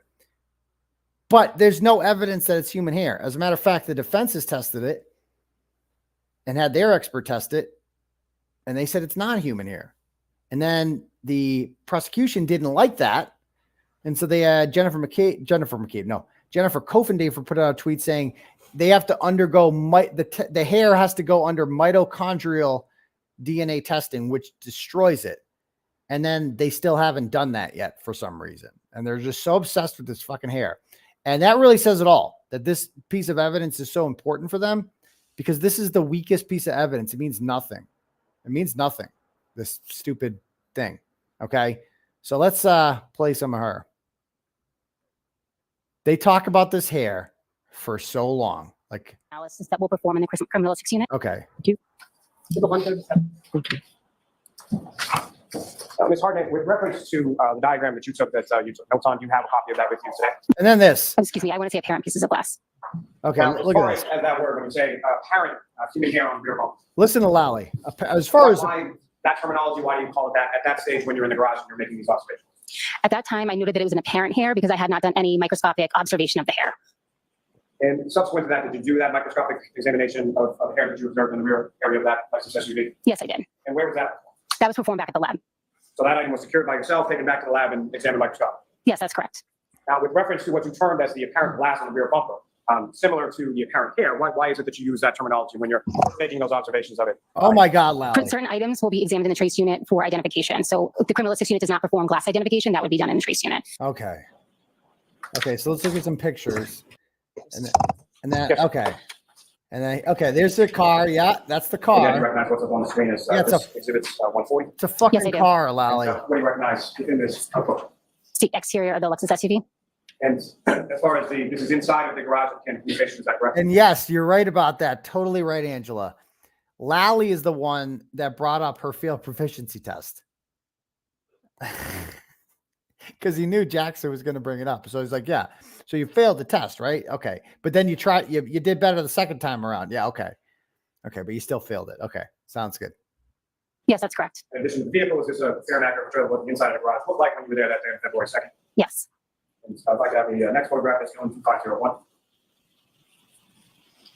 And again, you recognize what's up on the screen there? Yes, I do. And which part of the vehicle are we looking at in this photograph?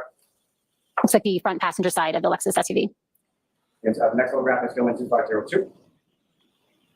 And do you recognize what's depicted in this photograph as well? Yes. And which side of the vehicle are we looking at this point? The driver's side. And it's going to like to have 2505. 145. Using the laser pointer before you, if you could draw the jury's attention to the damage that you're talking about, where you observed that located on the vehicle. Okay. Yes, I do. If you could, again, using the laser pointer before you draw the jury's attention to the merit from this incident, you observed that thing. Oh my God, Lally.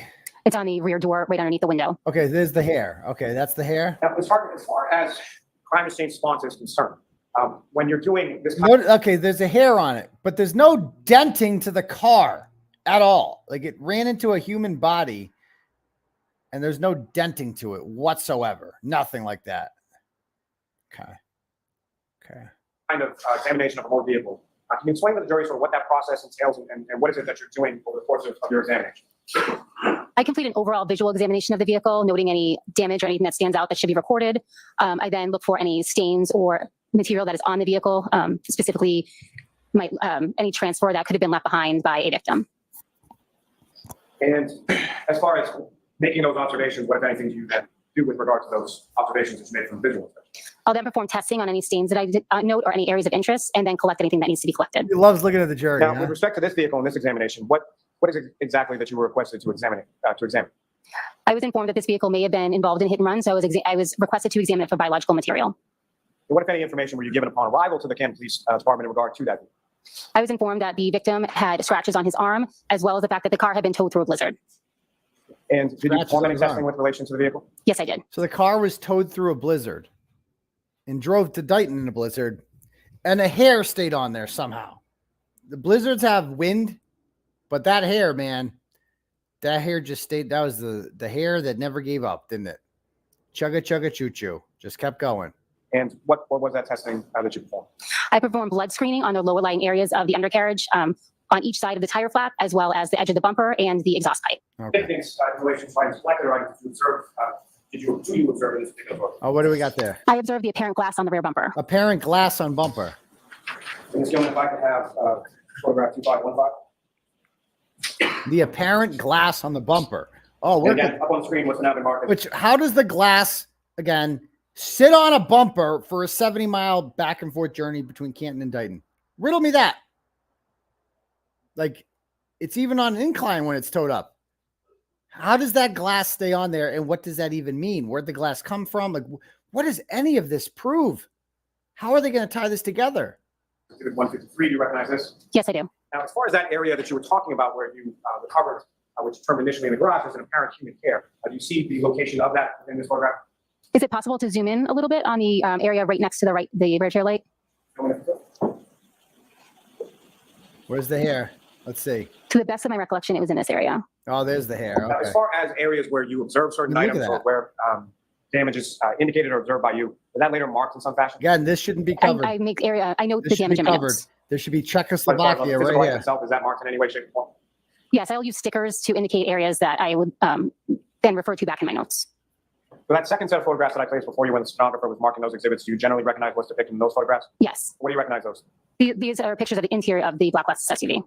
May I approach, Ron? Yeah. The screen, do you recognize what's now the mark as exhibit 156? Yeah, it's a car. And lastly, from this packet, Ms. Gilman, if I could have photograph 2535. I mean, what are they showing? What does he think any of this proves to the jury? Sorry, what's up on the screen is photograph 2539. That's now the mark as exhibit 160. Ms. Gilman, if I could have photograph 2554. Like, what does? Oh my God! Oh, there's the hair. There it There's is. a letter on the sticker, I believe it's A, that There it is. denotes that there's something there that I was going to collect. And right next to that sticker here is the apparent hair that I noticed. The apparent hair.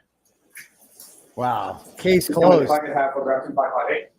Oh yeah, let's see it. I bet you it's a bombshell. I bet you it's something big. 255. Oh, the hair again. Yeah. Okay. What do we got? Oh, look at this. And, The similarly, apparent Mark, if you glass. Recognize anything in this photograph in regard to something that you had marked? Yes, that's the rear bumper of the SUV. And Ms. Gilman, if you could, zoom in a little on that. Okay. And Ms. Hartnett, in this photograph, what if anything is depicted that you noted? Like, where even is it? I don't even see it. There's pieces of apparent glass here on the bumper. Oh, this thing right there. That's the apparent glass of apparent glass. Can I approach the witness again, Your Honor? Yes. What does that even mean? Is it polycarbonate? Does it come from a? Oh no, it's the cocktail glass, right? Must be the cocktail glass. Somehow it remained on there. Didn't they tell us it was embedded in the bumper? Isn't that what they told us? Or the right rear quarter panel? Do you recognize what's depicted in this Real photograph? quick. Yes. Okay. Enough with the Justin Root shit. Okay.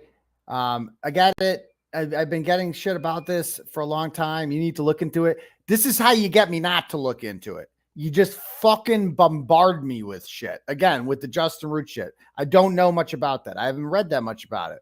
But people just like, you guys got to chill the fuck out. This makes me not want to read it. Like, you understand that? When you're just like, oh, and I got more shit in the inbox, more donos. I'm not even going to read it. I'll give you a fucking refund. Please. If you've said it already. I get it. You're mad about this Justin Root thing. I get it. Okay. We're all focusing on Kearney right now. Again, the people who try to hijack this movement and be like, let's talk about my fucking thing, Eldon. Like, let's talk about this. Let's talk about that. Enough. We're talking about Karen Reed. That's fucking it. It's the Karen Reed case. Jesus fucking Christ. Stop making shit about your thing. Rant over. Back to this. I do. And what do you recognize those things? This is the rear passenger exterior right below the tail light on the Lexus SUV. You want to approach the witness? Yes. Come up to the next one. Okay. Again, 13 Kings. Like, chill, bro. No, chill, bro is not what I do. You've been around long enough to know that, 13 Kings. Chill, bro is not what I do. That's not what I do. Ranting is what I do. That's why you're all here, because that's what I built my brand on, is fucking ranting about annoying people. And the Justin Root people have been getting on my nerves a little bit. They're fucking annoying now. It's like the Nick Fiorillo people and the goddamn, how many, the Eldon Boyd people. It's like, enough. I had to come in and just be like, enough of the bullshit. Nobody can't, like, whatever. Anyway, back to this.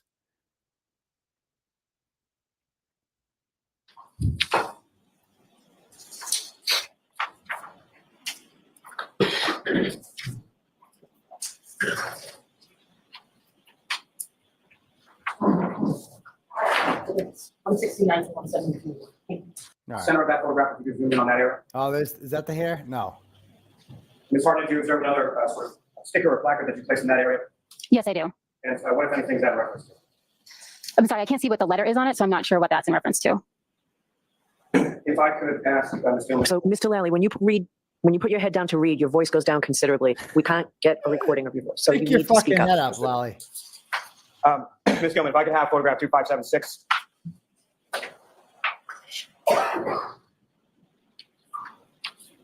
And Ms. Gilman, if you could, with reference to the two areas up on that, you can zoom in that area.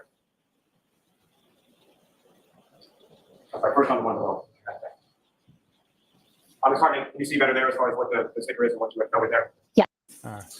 Okay. All right. Anyway, this was more like, I found this whole thing so boring. I'm sitting in court. I went to the bathroom like 4 times just so I could.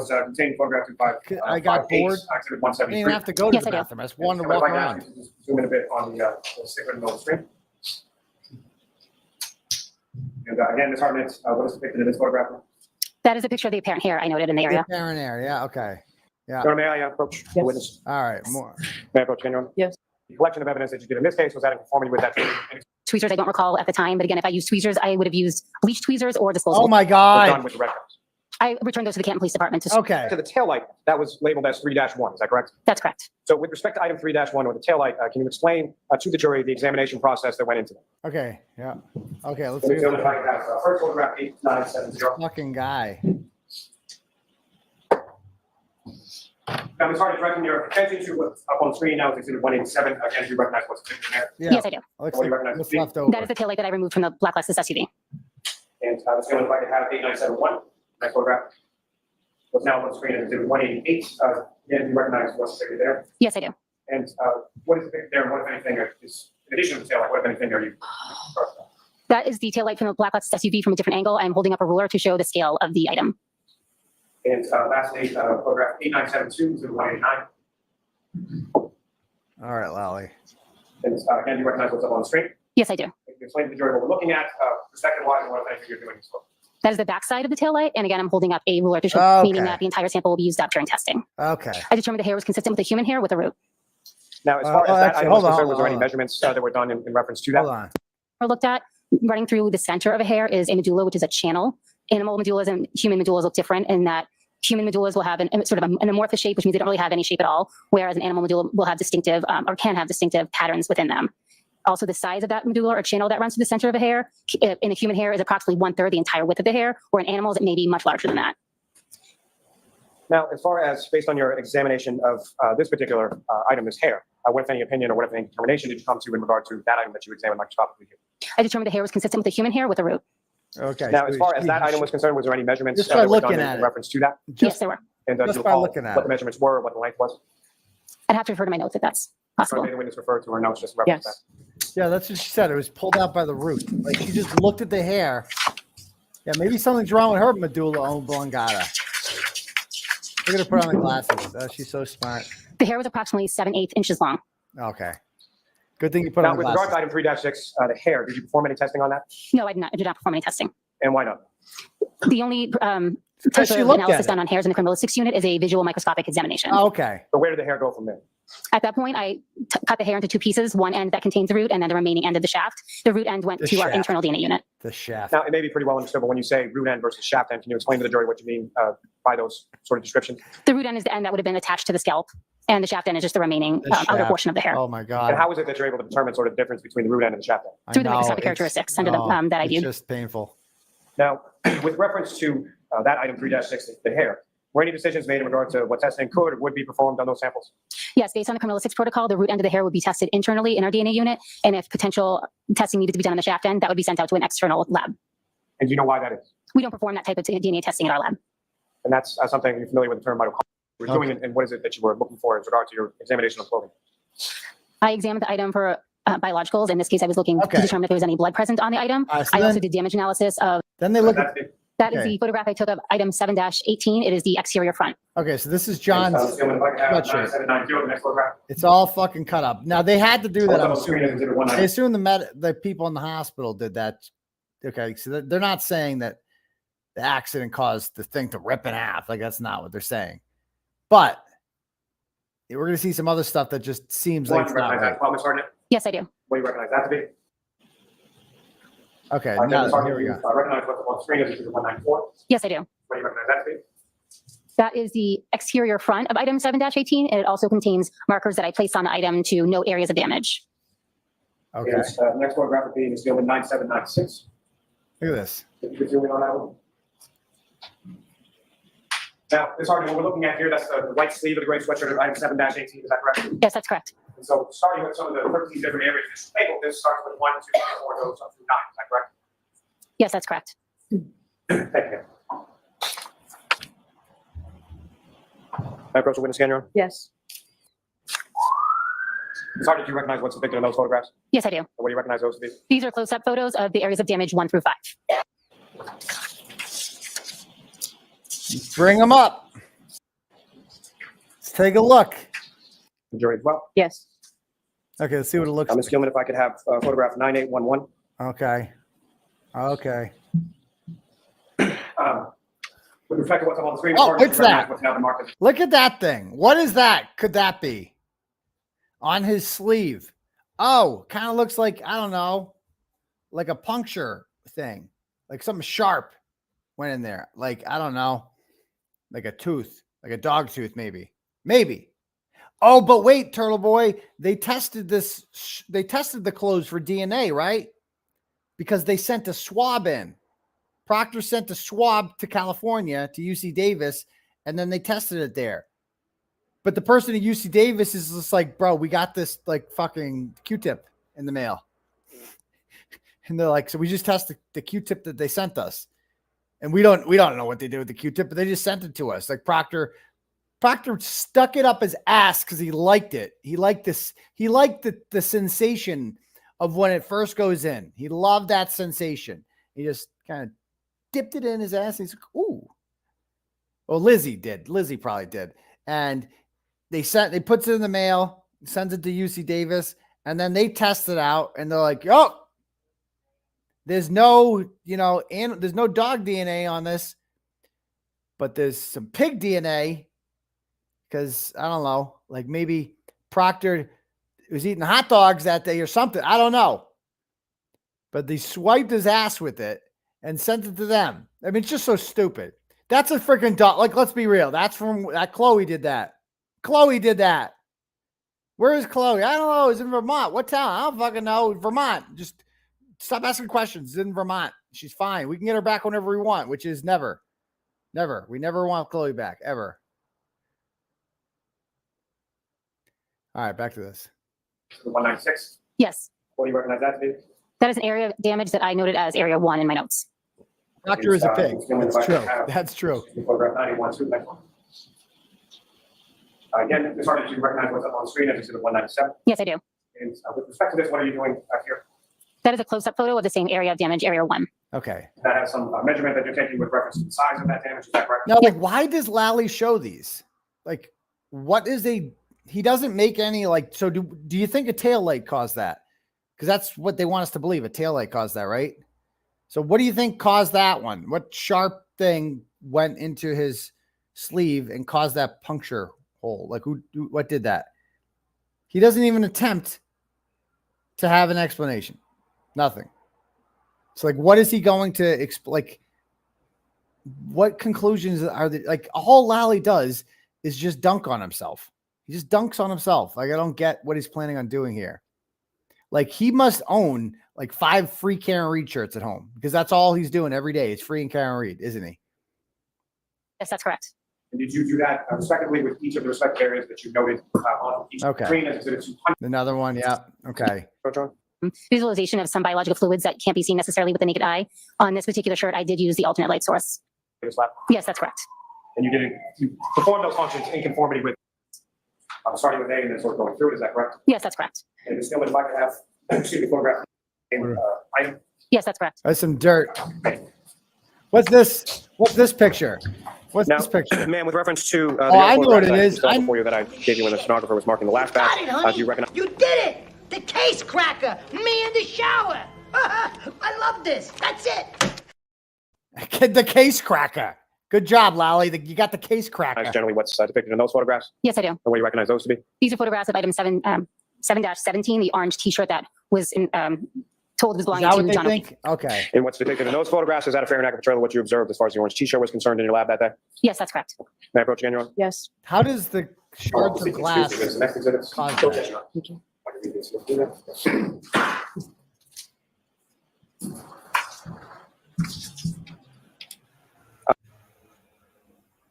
So then they go to lunch for like a quick lunch. Brown stains using these stickers and letters A, B, and C. So this is just nonsense. Submitted for John O'Keefe. And you know where they were submitted from? By the Norfolk County Detective Unit. May I approach, Your Honor? Yes. Okay. As far as those preservations were concerned, is that similar to? Just do an overview of the vehicle, correct? Yes, that's correct. Obviously, that was important given the limited information that you had at that time about a potential motor vehicle pedestrian incident, correct? Correct. So you were looking for anything that would rise to a level of investigative concern regarding that vehicle, right? Yes, that's correct. Hence your review and notation of certain scratches on the vehicle. Is that right? Yes. Which may or may not have anything to do with the incident, but you noted it anyway, correct? I did not draw any conclusions as to where those scratches came from. Okay, you just took the words right out of my mouth. My next question. The date Scratches. that you noted and photographed, you make no conclusion that that occurred as a result of a motor vehicle pedestrian incident, correct? That's correct. The scratches, and I'm just going to go through a couple of them. The scratches that you denoted and had photographed, you made no conclusions about that having anything to do with a motor vehicle pedestrian incident, correct? That's correct. Even the broken taillight. At that point, you made no conclusions or drew no scientific conclusions about that having anything at all to do with a motor vehicle pedestrian incident, correct? That's correct. You did, however, look for tissue, human tissue, blood, biological material, and things of that nature on the car itself. Did you not? Yes, I did. In that review, I think you testified that you saw nothing that suggested the transfer of human tissue to the vehicle, correct? I did not see any visible stains or tissue on the vehicle. You were told, Ms. Hartnett, that there were scratches on one of the extremities of John O'Keefe, correct? That's correct. Were you shown a photograph of those scratches to assist you in your visual review or examination of that vehicle? Not at that time, no. To this date, have you seen a photograph of his arm and the injuries to his arm? Yes, I have. Your Honor, if I may, if we have it. Let's see it. Now, Alan just wants the jurors to see this arm, because this arm just says everything, man. Just look at his arm.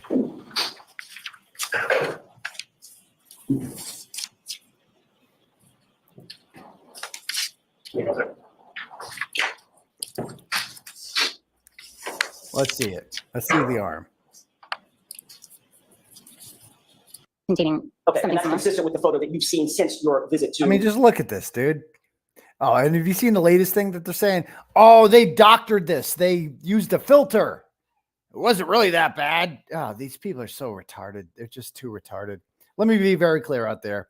Like I was in a conversation, like, dude, if you think that this was caused by Alexis, you're just retarded. Like, there's no other way around it. You're astute. Like, bro, you can't live alone.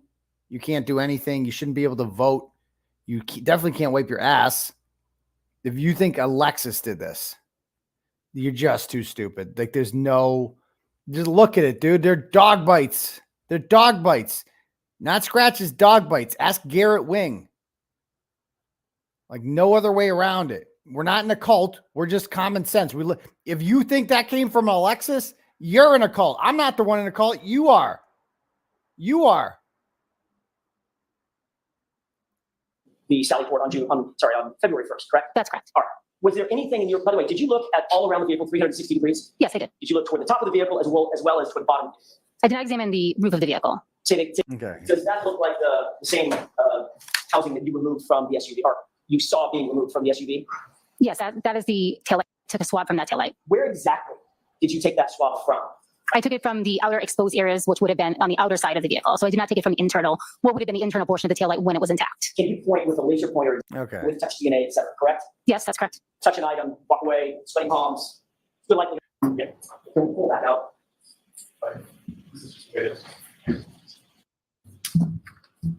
Correct. Does it look to you like between the first and the second How about this? that hair has moved? So notice the hair is in it's a different shape each time. First time is that C shape. The other time is like a L, it's clearly a very different shape. So if it moved between the two photographs, imagine what would happen to it on, I don't know, a 40-mile journey in a blizzard. Like, what could happen then? It's no longer an inverted Z, but a C. I don't know that I necessarily agree with that. I see the two ends, which may still be making contact with the vehicle. I can't make that determination based on this photo. Fair enough. So that was sort of my next question. I'll just dovetail it this way. Did it appear to you that the hair, which is curled, was making contact with the vehicle on the top point and the bottom? I would say from this photo, I honestly can't tell if those two ends are coming off the vehicle or touching the vehicle. I just can't make that determination. But you would agree that that hair was somewhat precariously perched on that vertical quarter panel, correct? Objection. I will sustain the objection. Ask it differently. Okay. Just a little bit between the two photos. This entire area. So or just notate it in your notes? I notated in my notes. That overall photo is the photo that I used to describe the sample that I collected. Okay. That's correct. And the date, again, once again, on the upper right, is January 29, 2022. Correct? One of the things that you did indicate was, in your direct examination, was how important it is to maintain sanitary conditions with evidence. Okay. I mean, I was so bored during this testimony. No, I don't even think I'm there. I think I was in the bathroom. I'm not even there. That's my seat.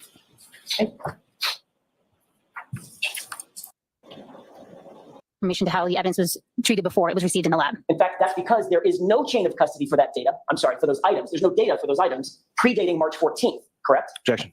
Okay, so then they bring in Ashley, they, them. department, doing quality control checks on compounds that And I'm not they kidding. think Like, could have potential to be. I was told afterwards when watching Emily D. Baker's that this is that they is a they them. That I mean, I don't want to, because I don't want to get the especially during Pride Month. I don't want to get the pronouns wrong. So I'm told I don't want to, like, I'm just trying to be cognizant. Okay, be respectful here. Therapeutic drugs.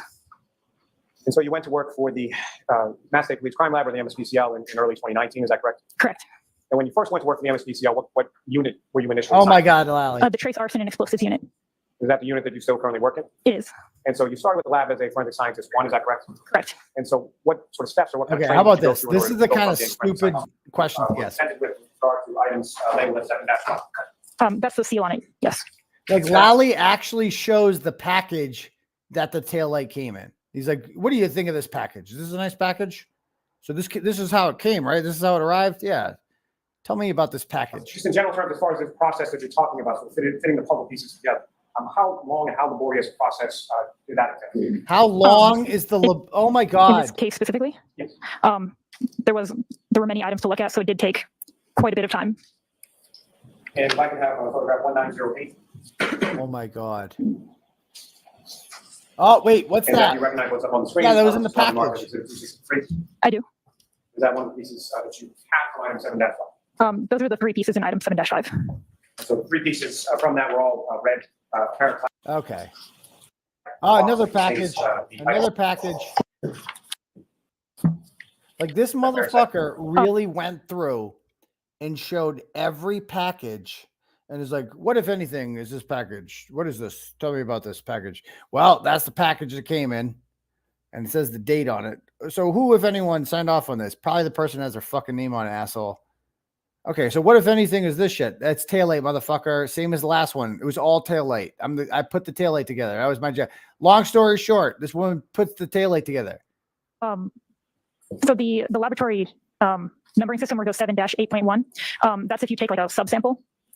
So if I had collected like debris or something out of this item, that would then be labeled 7-8.1 because it's a new entry in our limb system. These are just who cares the different pieces in 7-8. In my notes, I gave them labels. This was more boring in person too. Like, I can honestly say that.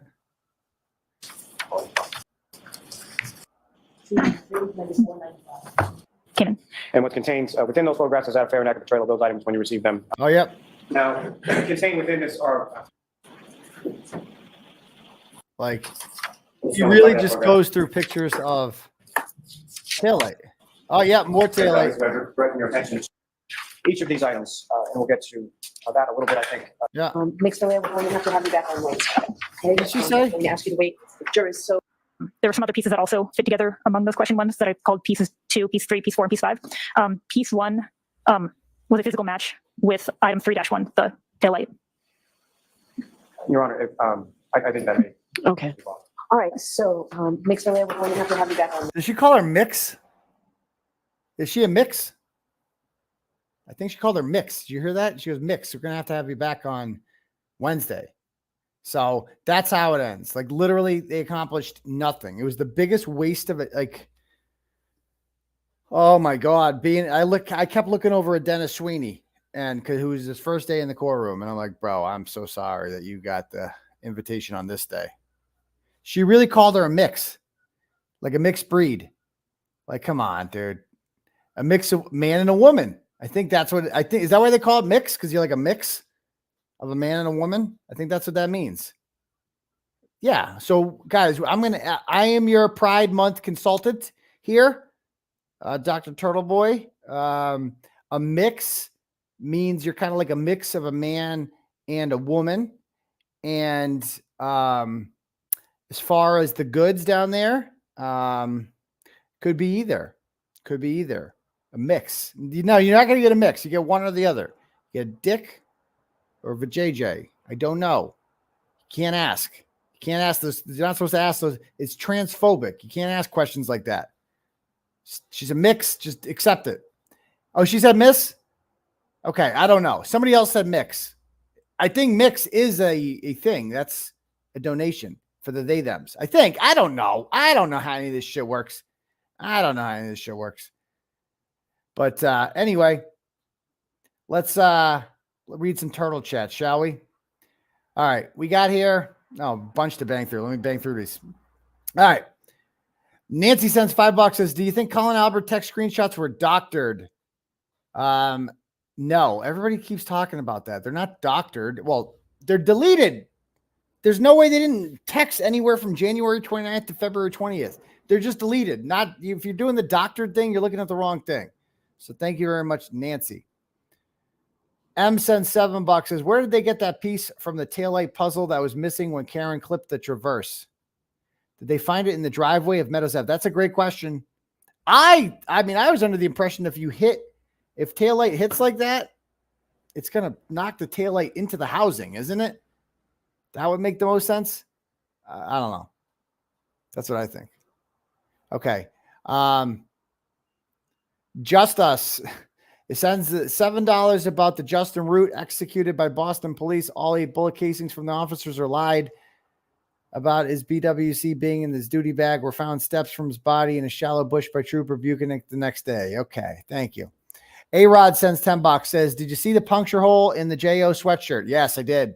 Also, if you watched 𝗚𝗃 Insider on YouTube, yeah, she's a good one. I like her. She puts together some good videos of like lawyer compilations and stuff like that. So she's a righteous one. I like her.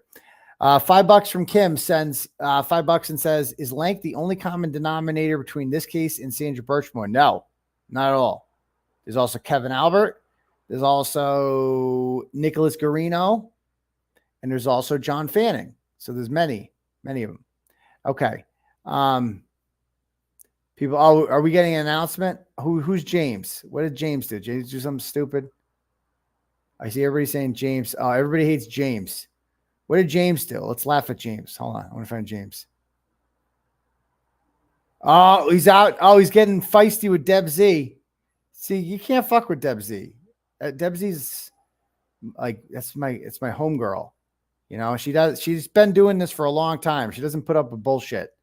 If she tells you to cut the shit, James. Cut the shit, dude. Stop being super sensitive. You're in the wrong place. This is not the sensitive YouTube show. This is your feelings don't matter here, my dude. So anyway, Chris sends $10, says, what's up, Turtleboy? Could you please address the new and correct phone records between Brian Albert and Jen McCabe that finally arrived from Verizon? Any insight as to what these might shed on the case? I saw there were records that came in on June 3rd. I don't know what those records are going to show. I don't know what those and I don't see where it says that they're from Jen McCabe and Brian Albert. But wouldn't that be something? So I have no insight on that. Thank you, Chris. A-Rod sends $10, says, did you know Higgins' friend that did the extraction, Mac 𝗪𝗁, he was the expert for the extraction of Celebrite for Aaron Hernandez murder trial. I actually wrote a story about that today. I wrote a story about that exact same topic. I highly suggest that you read it. Thank you, A-Rod. Mary sends $15 and says, to make up for the $1, $2, $3, $5 turtle chats, looking forward to you growing your brand by covering criminal cases and trials in Massachusetts, New England, and beyond. It's exactly what I think. It's my niche. So I appreciate that. And there was some ratchets, though. There's a good ratchet story out of Where I want to cover. It's so tempting. But, okay, next one up. Chris Albert sends $7, says, tell Sean Kelly, the meme douche, he will pay for all the monetary losses at D&E Pizza because of his memes. And you too, Aidan Kearney. You have weaponized your cult to attack innocent witnesses, asshole. Well, thanks for the $7, Chris. Thanks for the $7. I appreciate that. I don't agree with your comments, but thanks for helping me out financially. I appreciate that, Chris. Adventurous sends $5 and says, magnetic hair or static hair? I don't know. Thank you. Frank sends $5, says, the next time I refer to something that sucks or is boring, I'm just going to say, that shit's lolly, bro. Pretty accurate. Star sends $10 and says, plot twist, the hair on the car is Chloe's. Because Proctor thought he was brilliant plucking the hair from O'Keefe's sweater and planting it on the bumper. Okay. Seth sends $5 and says, couldn't they have planted the broken taillight from John's house from the 5 a.m. clash and planted it far earlier? Then everything came out later. I don't get the question. Thank you, Seth. another one from Jim. Jim sends $50. Thanks, Jim. Jim says, I love your insights, fearlessness, and sarcastic edge. I am a little bit sarcastic. I am a little sarcastic. So thank you very much. And fearless and all that other shit. So thank you very much for that. Any cash apps here? Yeah, I got a few. Let me bang through a couple of these. All right. First one is from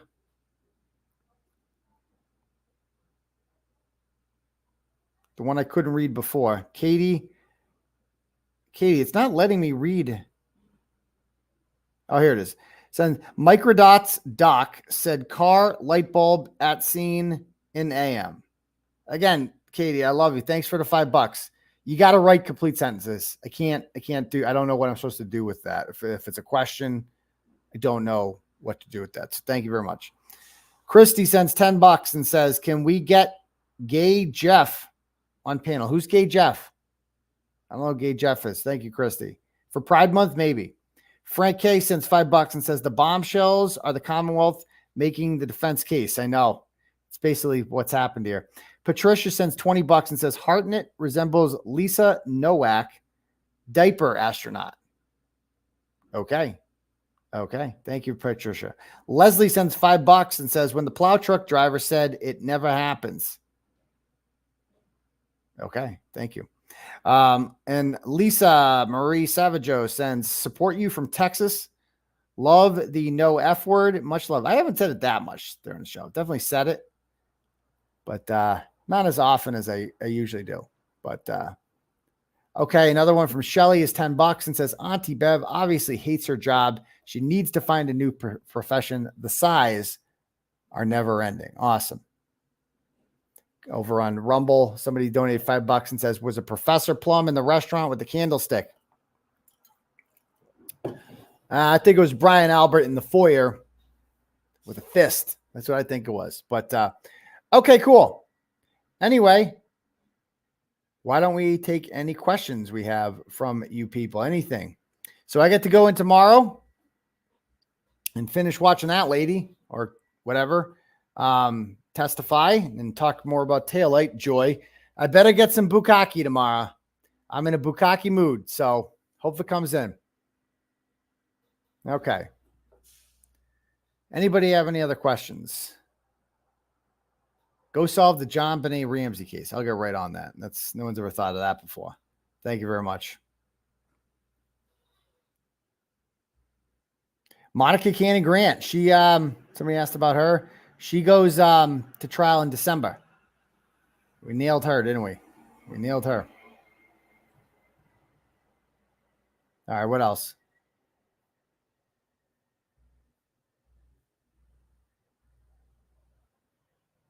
Oh, Karen mentioned Gay Jeff and the Higgins test. Oh, is that what that is a reference to? Who's Gay Jeff? Okay. Yes, Epcot Ken. My name is Turtleboy after the perverse sculpture in Worcester. That is what I'm named after. Okay, with the boy banging the turtle. That's correct. Yeah. Oh, Bukkake Hump Day. That is a good day to have bukkake. Is on Hump Day, isn't it? Okay. I deserve a full day of bukkake.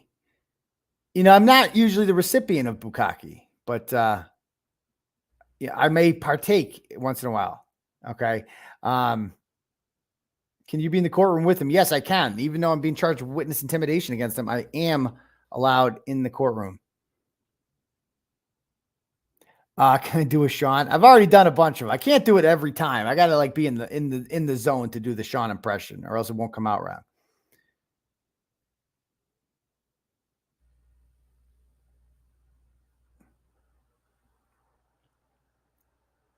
Okay. No, the AC is pretty good in there. Lally just has to speak up. Am I going to Hollywood? No. Hollywood's coming to me.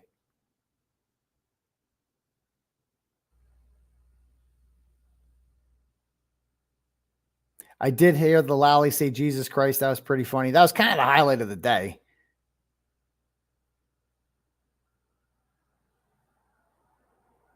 The missing belt thing. I never jumped in. Like a lot of the idiots, the McAlbert Mafia is like, so apparently a lot of people have been talking about this belt.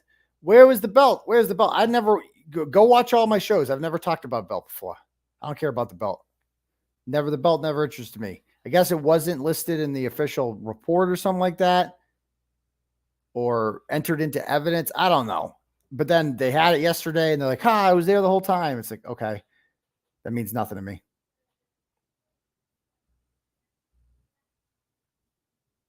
Where has 𝗵𝗍𝗍 been? Well, the only reason I found out that 𝗵𝗍𝗍 showed up in the first place is because the fake victim was talking to him. How do I know that? We have her phone records. She talks to 𝗵𝗍𝗍.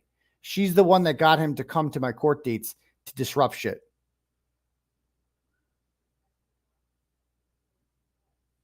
There should be more Cash Apps. I don't see one. Okay. Why are they off today? We talked about that earlier.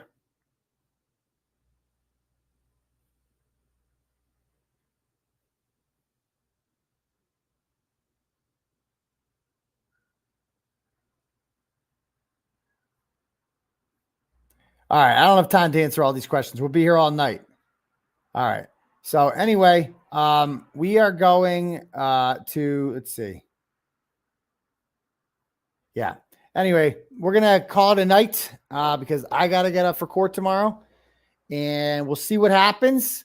Hopefully it's a little bit more interesting than hopefully we get through Ashley, they, them, and then we can move on to some more spicy witnesses. All right. We'll talk to you guys tomorrow for Turtle Club at 9:30. And then on Thursday, Celtics stream, and then live show on Saturday night. Peace, Turtle Riders.